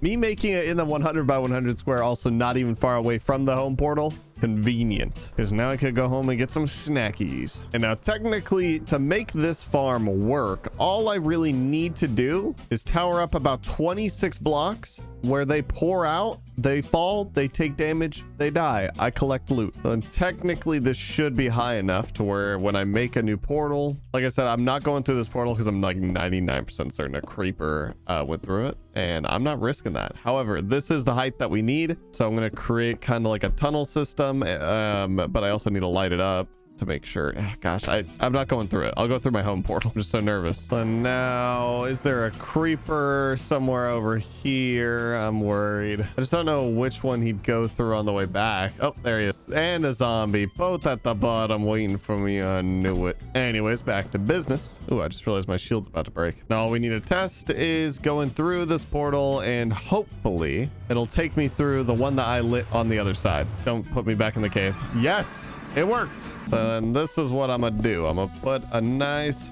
tunnel just like so. Give them plenty of room to explode out of. There we go. Now I've pretty much encapsulated their death chamber. All I need to do is basically just add chests to set up the storage system with some hoppers going into it. I really should have made this wider, but oh well, because this is gonna pump out so much gold. That'll kind of be an issue, because they drop gold. They also drop like rotten flesh and swords, and obviously this isn't ideal, you know, having the stupid chests in the water and stuff like that. So I probably will be decorating this here in a hot second, but what I want to do first is I want to actually test it to make sure that it works before we overcommit to decorating it, because I want to just build something around it to make it look not just ugly and plain. And so technically, to give this thing a decent little test, what I should do is actually, I need an AFK platform. What I really need to do is get rid of the roof above this. That's you know, that's just too much work. I'll probably just spawn proof it, mine it to the point where it's like the caves are visible, and then I'll just like spawn proof it. But for now, ooh, there we go. I'll just use that as my AFK platform. I could just hide inside, because at least right here I feel safe, you know? Don't gotta worry about ghast. Should not have to worry about piglins. All right, now that we've sat up here for a couple minutes, time to fly on over real quick. And well, there's no piglins in here, so that's either a good thing or a bad thing. Okay, yep, we got some gold now. I mean, like I said, I only AFK'd for like a minute or two, but it clearly does work, and the mobs are dying on impact. That being said, farm is fully functional. But like I also said before, this is really ugly, and I hate it. So I want to decorate this. And my goal to make this thing look good is to pretty much build kind of like a monument, if you will. Want it to definitely look a decent bit different from what I have been doing with my builds lately. Regardless, I think it's gonna look awesome.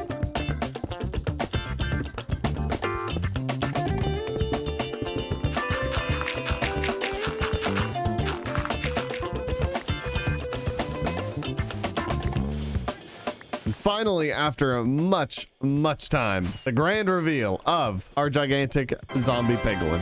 I wanted it to look kind of like a you know, like a giant old statue, like it's kind of ruins, kind of run down. And then I made like an entrance so that then we could be able to go inside the ruin. And then I kind of realized that it looks anyway. So yeah, back to the entrance, kind of go in the entrance, and then I'm able to loot all the gold after AFKing in the nether, and then got some bones sticking out, you know, because he's missing half of his face, and got a little like garden up here, you know, for some carrots and a tree.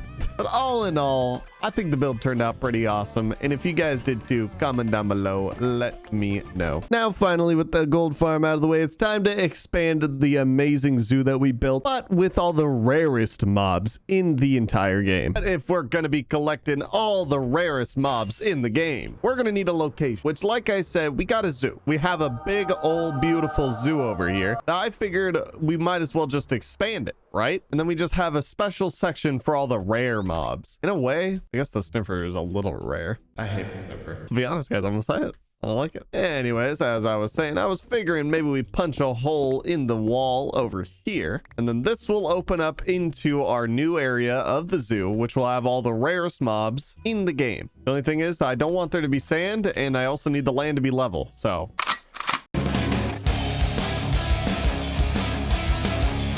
there we go. Now this should hopefully be a big enough area. I mean, there are a decent bit of rare mobs, but I don't know. Actually, yeah, this might need to be a little bit bigger, because my goal here is to basically create a bunch of squared off enclosures. And so I luckily, you know, built this up so then it's already kind of hollowed out underneath, instead of doing it like this where it was, you know, just a bunch of random enclosures all over the place, which I like this. It looks nice. It's very cool. It's unique. But for this one, I want it to look like very organized, kind of like patterned, and then they'll be down in there like little cubicle kind of thing, just so it's a little bit of a, you know, a different look. This is the higher class mobs after all. Oh no, I didn't put that many torches under there. That's a problem for future Paul, because current Paul needs to heal up his tools. Now, next up on the list though, what I want to do is essentially create kind of like a grid outline for each of the little kennel. I don't know. Not entirely sure how I'm trying to describe this. Let me just try to show you. So I'm going to create kind of like a 10 by 10 squared area that'll be an animal pen. And I essentially just need to hollow it out entirely in the middle and probably make it about like 4 or 5 blocks deep, and then essentially just build up walls all the way around this thing, just like so. And so then basically every rare mob will have its own little like aquarium thing, and then I'll just line up a bunch of these left, right, front, and center, which actually I'm gonna need more room. I also might make this thing like maybe 1 block bigger. I know I just placed all these blocks and I hate myself. Now I gotta break it all down and I hate myself so much. There we go. That looks a little bit better, and now it's slightly larger. It gives the animal a little bit more room to play. But now also what I want to do is also have pathways down the middle, probably like a 3 block pathway, so that then you could be able to actually walk through this thing much like our actual zoo. I like the idea of being able to make things functional and feel more purposeful. I don't want to just like mindlessly build up like houses and I don't know, stuff that I'll never walk into ever again. And yes, I'm using slabs. I'm super cheap. Okay. I'm also a little bit of a brokey. And there we go. So now basically right next to this one, I'll be building up an entire nether animal pen thing, and then many more.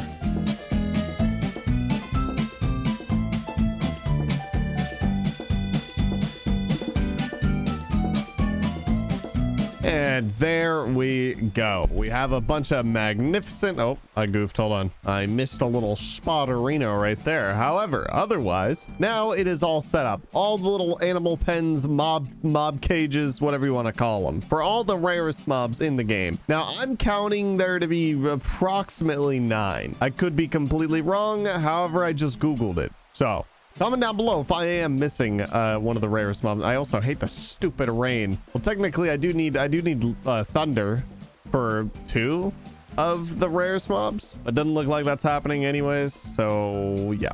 However, speaking of rare mobs, we do actually already have one of the rarest mobs in the entire game, and it's one that I do need to name. That mob being the skelly bony horse thing, skeleton horse.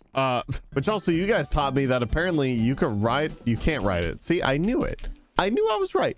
Comment section was saying that you could be able to ride these things without a saddle, and it ain't working. Now I need to go get a saddle just because the stupid idiots won't let me ride them. I have a saddle. Oh, it's in my inventory. I'm stupid. I thought it was... never mind. I'm on my way back, boys. Hold on. Let me saddle you up, and you know what? I'll also slap a lead on a couple more of them, so that way we can maybe get a few of them in the animal pen. And we just gotta make our way over. And here we go. Now it's time to hop on into your new home. home. I did lose one along the way. However, that's fine. Now it's time to head on into the underwater village where I can be able to get a bunch of name tags, because last thing I want is for some of these rare mobs to despawn, because that's going to make me upsetty pusketty. Excuse me, sir. We should have... Oh, no. No. Electrons aren't maxed out. We just got a bunch of Fletchers and stupid stonesmiths that are all maxed out. That's fine. All I'll do is just buy up a bunch of bookshelves, get all the books out of them, then use these books to upgrade. Oh, wow.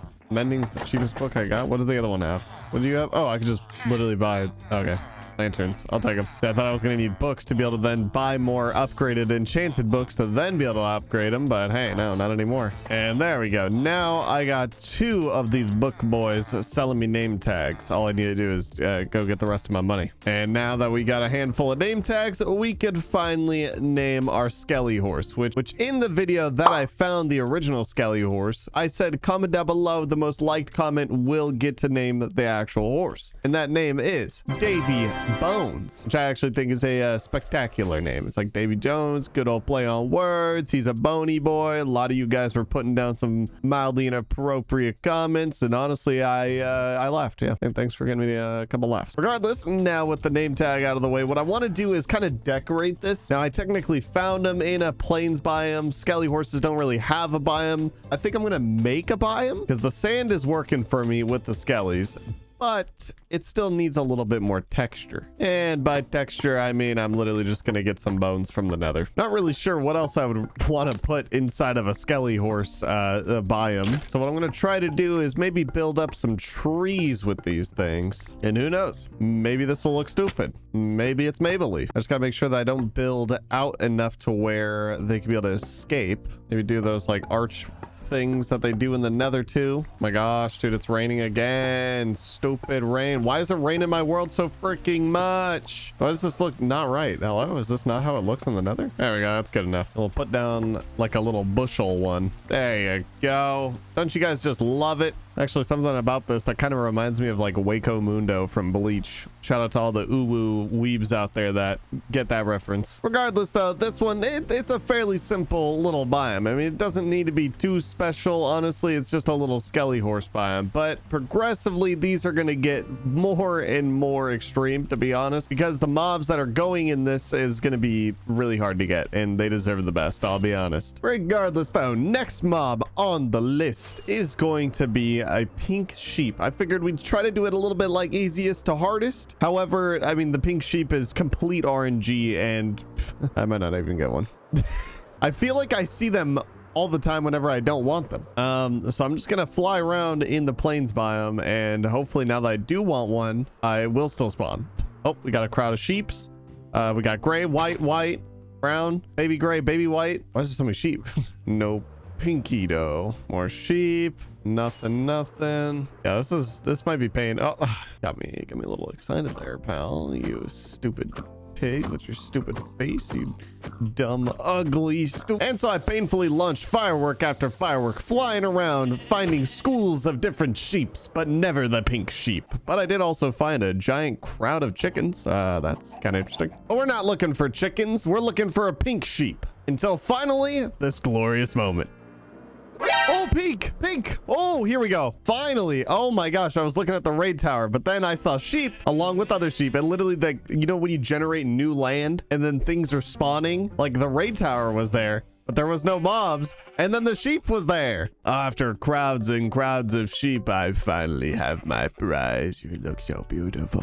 Now the only downside of this is that I gotta run all the way back, and yep, leads are useless. Can you make like Minecraft like a reinforced lead? Like, I know I'm spitting ideas, you know, like make a lava sponge so I can be able to sponge lava. Reinforced lead. I'll use as much iron. I'll use diamonds. I'm just tired of it breaking when I'm yanking things. Like, does literally any Minecraft dev watch my videos? Please implement any of my ideas. I would appreciate it. All right, Pinky, welcome to your brand new home. I know you're gonna love it because you're all the way in the back over here with all the rarest mobs in the game. You're special. Okay, I need you to know that. Now, before I drop you in here, I'm gonna do it very carefully. I'm gonna dig out kind of like a pond so you can drop down into some water. Come on down, buddy. Let's go. Now, all we gotta do is pimp out your house, though. We got a nice little pond because, I mean, again, this is, you know, it's a sheep. It needs like kind of plains biome vibes. So I figured over here we could build kind of like a little custom tree. It's a nice and simple one because usually plains biomes always got like one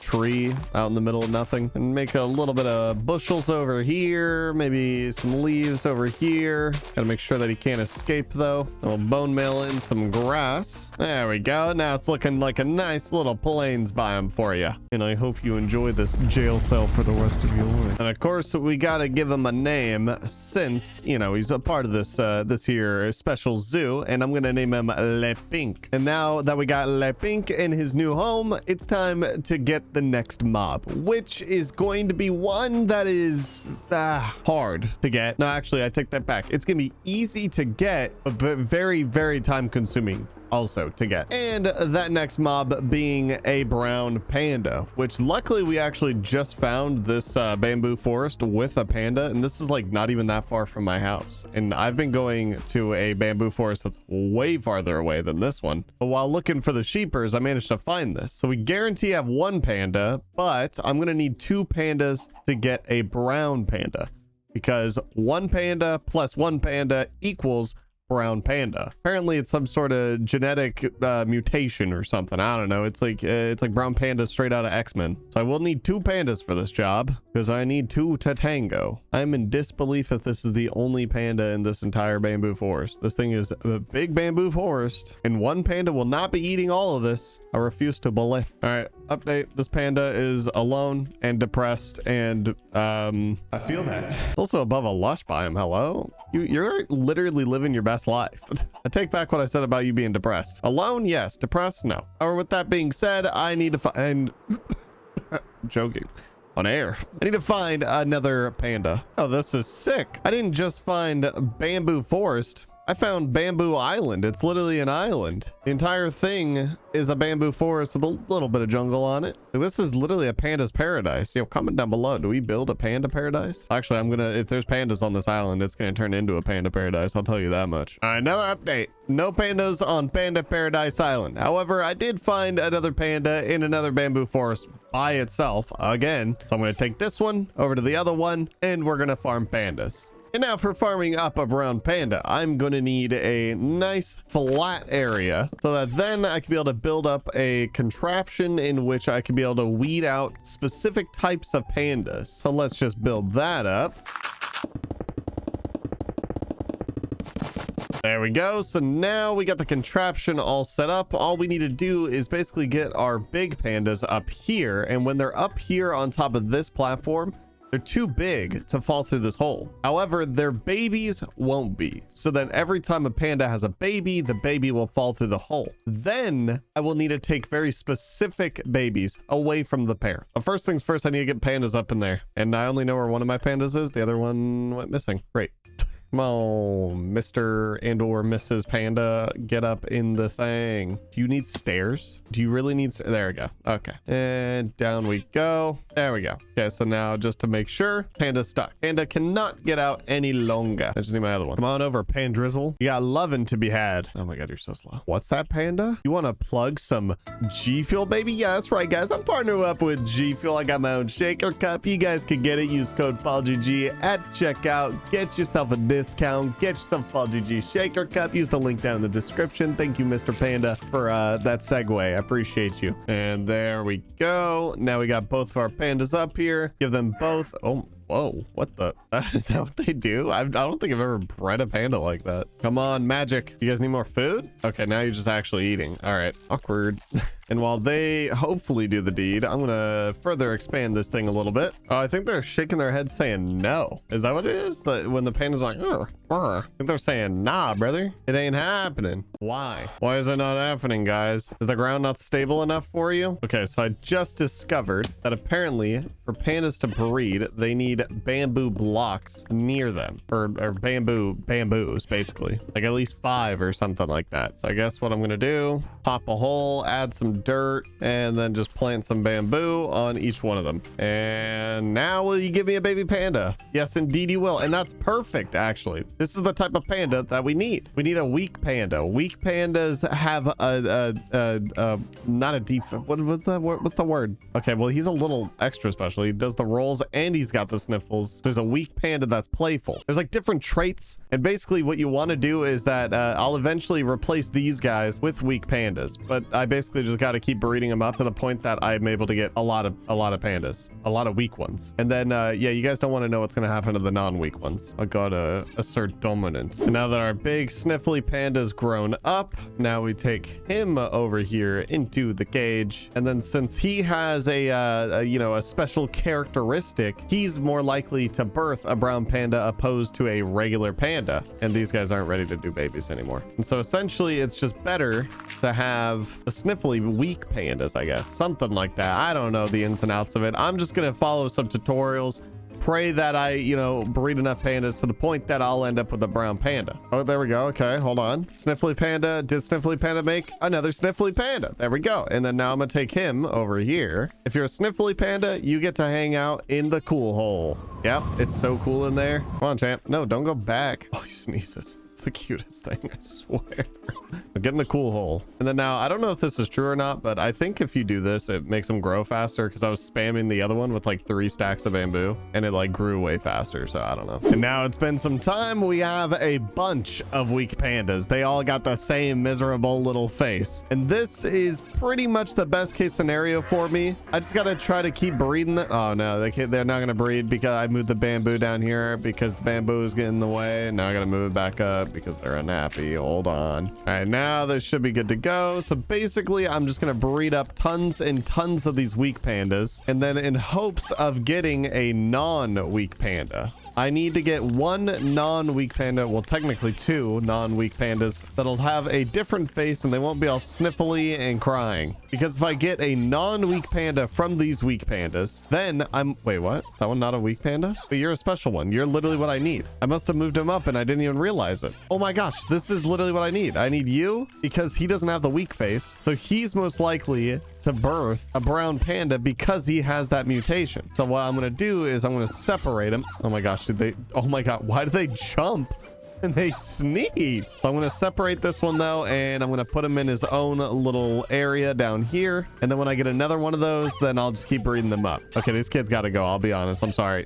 And now that I got that one separated, now all we need is another one of those. And then we swap all these guys out for these ones. And then I will have the highest odds of getting a brown panda. Technically though, these guys can breed a brown panda right now. Like all of these right now have a chance. It's very low, but there's a chance. This munching is going to make me go crazy. Holy crap. Oh my gosh, finally we got ourselves a regular panda. Well, it's not regular. He has like the specific gene pool that'll be able to make the brown panda, but we got another one that has a regular face. Now I don't know what his other traits are or whatever, but he's what we need. And then these rest of these pandas, I'm sorry guys, consider this natural selection.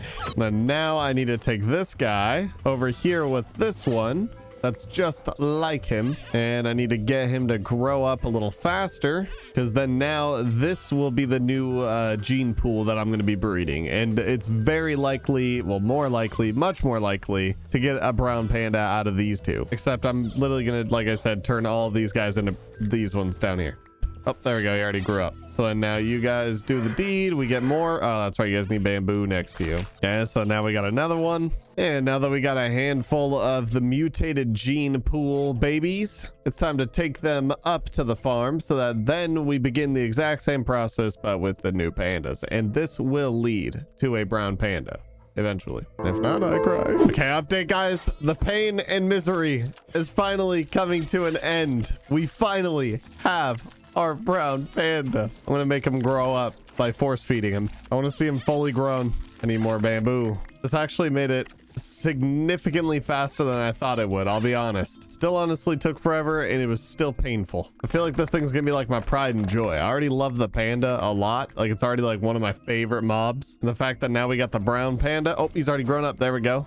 Look at this guy. He's magnificent. And now all I gotta do is take him home, but I gotta protect him from the outside world. Okay, we are officially done here. Let's get going, champ. You'll leave your friend behind. We don't need him. Gotta figure out what the best method is to getting home. It's kind of far, and traveling with a very expensive rare species like this is nerve-wracking. There we go. I'm gonna hit the dusted trail, travel via the waterways, and hope that it connects to the ocean, because I know home is that way.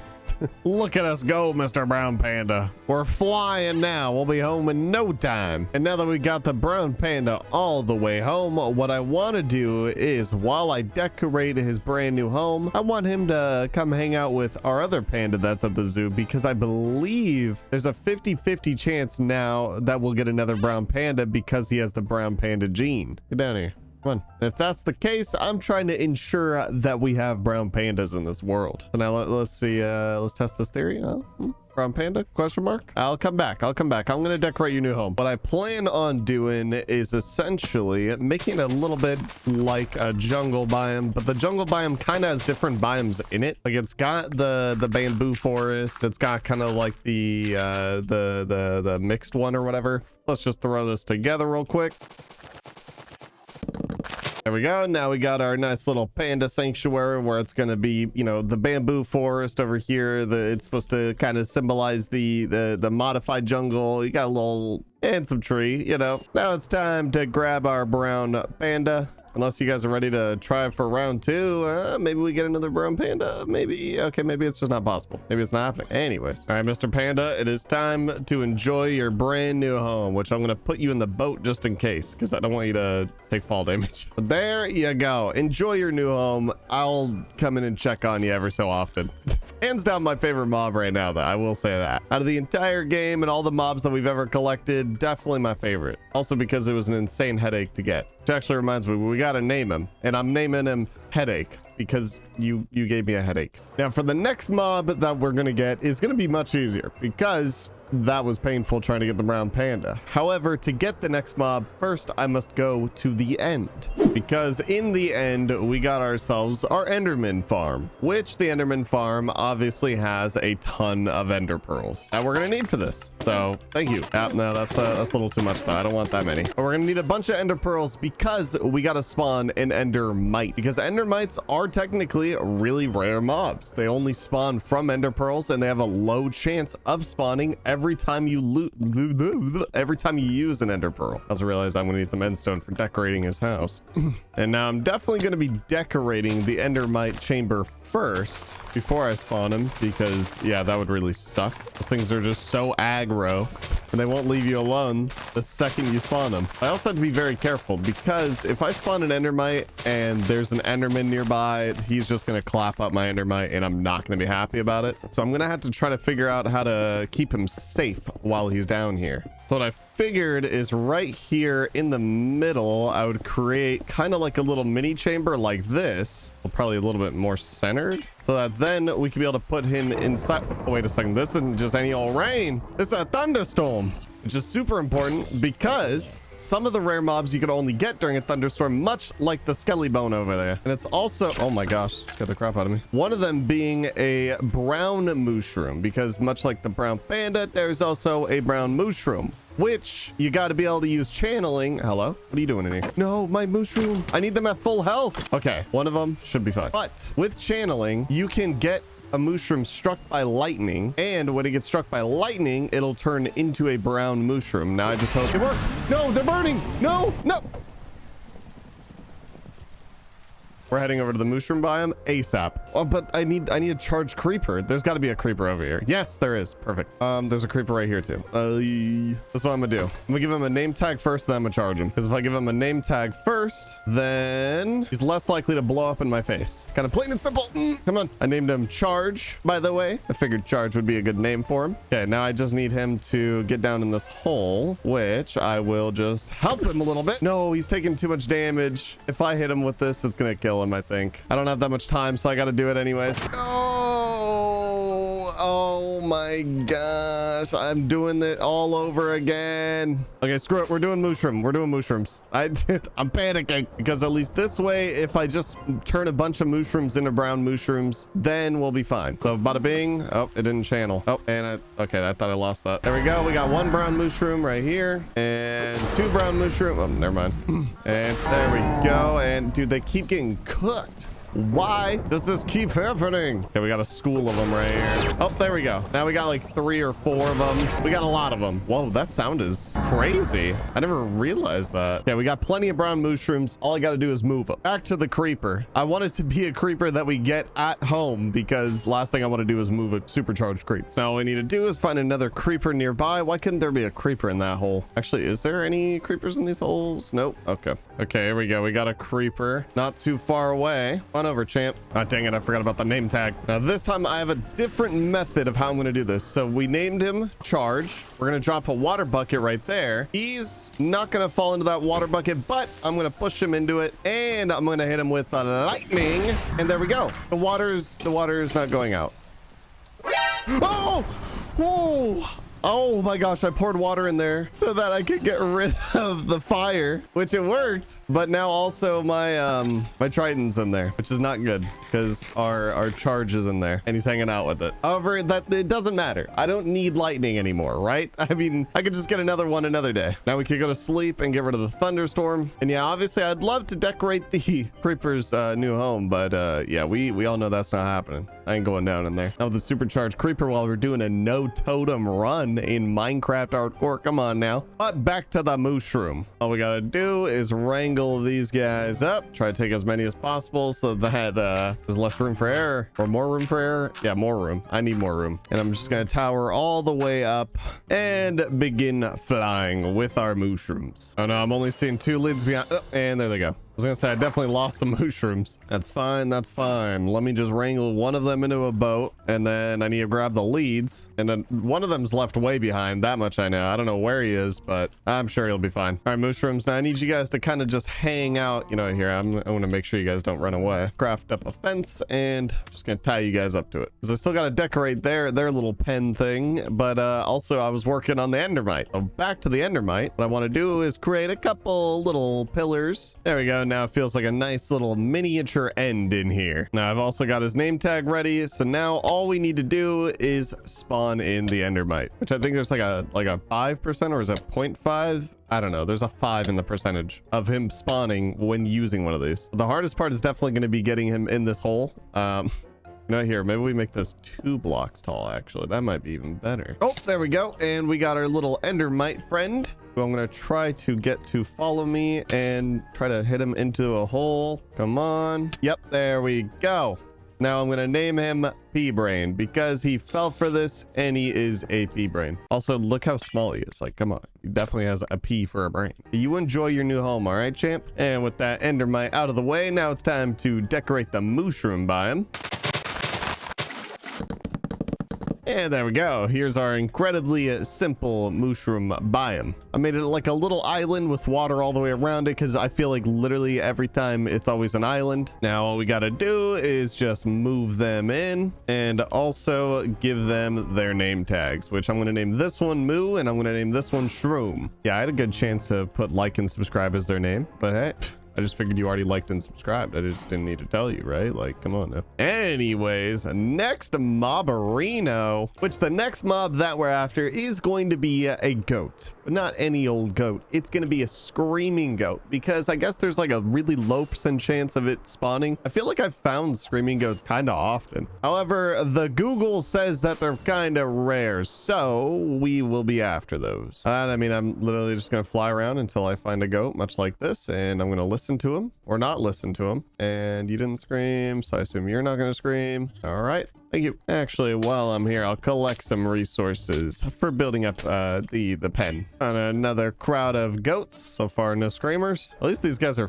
fairly common. It's just kind of hard to spot them on the white snow. Ooh, while flying around, we actually found ourselves a snowy tundra, snowy taiga. I mean, this is the taiga, but like this is like plains, right? And this is just like a beach. And this is kind of important because there's one mob that is going on this list that you could only get in this biome, and that's what makes it rare. And that is the winter fox. You could only get it out of a snowy biome, which snowy biomes make up such a small amount of the entire Minecraft world, and that would technically classify this as a rare mob. Except this is like snowy beach though, and not like snowy plains. Obviously it's no screaming goat, but if we come across a little winter fox, obviously I'll take him. Oh, and there we go. Actually literally flying up. Oh, hold on, what's going on?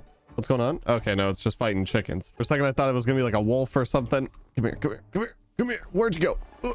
There we go. Got one. And yeah, I'm not worried about taking that baby. Hold on. We'll take this guy back real quick. Never mind. The lead broke and I'm depressed. There we go. We wrangled him up again. I don't know where my other lead broke. And now we only have one lead. Oh yeah, because the stupid fox normally eats the leads. I forgot about that. Okay, wait, I need to, isn't there like berries or something over here? Because don't foxes just love berries, so then they'll just follow me if I have berries in my hand? There we go. Now it's smooth sailing. Gotta throw him in a boat and sail him all the way to his new home. All right, my little Frosty, I'm gonna need you to wait right there for just a moment while I make you your brand new home. There we go. Now that should work. It's nice and snowy and icy, just the way he's gonna like it. I just need to grab this lead and then grab him. Grab this lead and grab him. Grab it. Easy peasy. I think he actually likes me now. I'll be honest. He's not really running away from me very much.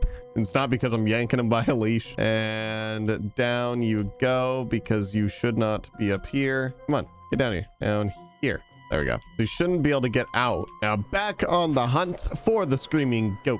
Man, why don't these things just scream, please? I feel like I've seen 1,000 different goats and I'm not getting a screaming one.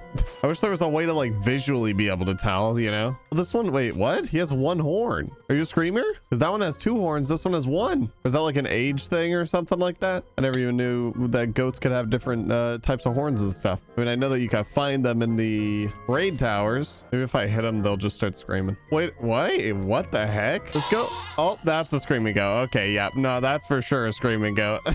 For a second there, because it made a noise, made a weird different noise when I hit it, and then now it's just screaming. Yeah, no, this is, yeah, I don't know why this mob had to take so much extra time, but it did. And now I gotta fly it all the way home. All right, Mr. Goat, you're coming with me. Yeah, I know you don't want to, but it is what it is. Stupid noise. I'm gonna have to tower up really high because we have to fly really far, and there's no water in between us. So please don't die on this adventure. I'm Mr. Goat. Welcome. Oh, no, stupid lead. Yeah, look how excited he is. He's screaming already. And now I need to build up his little chamber thing, which I figured we'll put right here. And it's pretty much just going to be like the winter fox one. Just a bunch of snow and a little bit of ice. And honestly, that's it. That's all he's getting.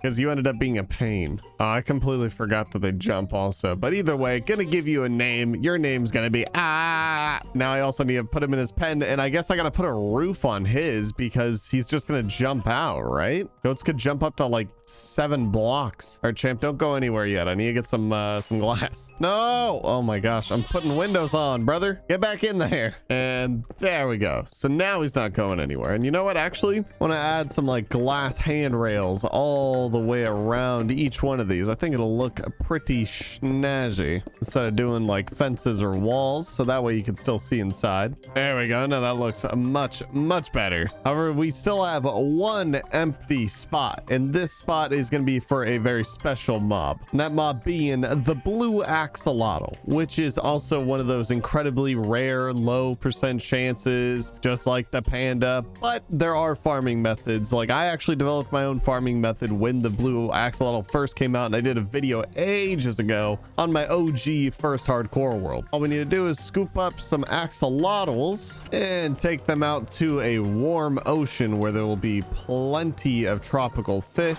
since that's what you need to be able to even breed them. And essentially what I want to do is create kind of like a little box like this, where I can then close it off, and I can be able to put my axolotls in here and they're not going to be able to escape. I essentially just repeat that exact same thing all the way around it, because now what I could do is give these axolotls some fishies. They'll have a baby, and then I take the baby and put it in the next pod, and basically just do that exact same thing over and over. And it's an ever expanding farm with higher and higher odds every single time, because I'm going to keep breeding more and more axolotls. So this farm is basically going to never stop until I get a blue axolotl. Day 2. So the farm is officially coming along. We're breeding up tons of baby axolotls. I'm literally just going down the row. I breed them, I pick them up, I move them to the next zone. But we're already getting into a lot of axolotls. This thing like accelerates really, really fast. It like, wait a second. Wait a second. Is that we got a baby axolotl this early? Whoa, dude, I'm like shaking right now. That's so, whew. So it's like 1 in 1,200 chance or something like that. Like last time I did this farm, I did like close to 800 or something like that. It was a lot of axolotls. This is like 100. To get it this early is insane. That's actually crazy. I mean, if there's literally any of the rare mobs to get like ASAP, unlike the brown panda and unlike the screaming goat, I mean, I'll take the blue axolotl and getting that one quick. Well, it looks like a job well done. I could just leave these ones out in the ocean. Actually, I lied. I need to pick some of these guys up, because I want to be able to breed more blue axolotls, because once you have one, you have an infinite supply. Much like the brown panda, I'd like to get another one just in case if anything happens. Regardless though, now it's time to head home. And now that we're home, it's time to begin renovating our blue axolotl's brand new home. Obviously, he needs to be in a warm ocean where he can be able to get scrumptious fish, even though it's a man-made warm ocean. So the floor is definitely going to be sand. And then now I need to flood the chamber. So I'm going to create a little bit of a floor real quick and cover it with water, and then destroy the floor. So that way we have even water pretty much all the way around this thing. And now we can get to decorating. And now our baby blue axolotl can enjoy his brand new fish tank along with some friends, because like I said, once he grows up, we're gonna definitely get more of him. Actually, you know what? I'm going to pick him up for now. I'm worried about him despawning without a name tag, and I don't want to give him a name tag yet, because I want you guys to comment down below some names, some ideas. Most like comment, again, just like the Bony Boy, will end up being the name for the blue axolotl. How about we do that? Also, comment down below. What's something that this thing is missing? What is, because like I feel like there's probably more rare mobs that have like really low odds of spawning or something like that. But you know, I'm just going based off like Google and, you know, my personal interest and everything. Regardless though, if you guys enjoyed this video, make sure you guys smash that like button for me, hit subscribe, join the PaulGG army, and I will see you guys in the next one.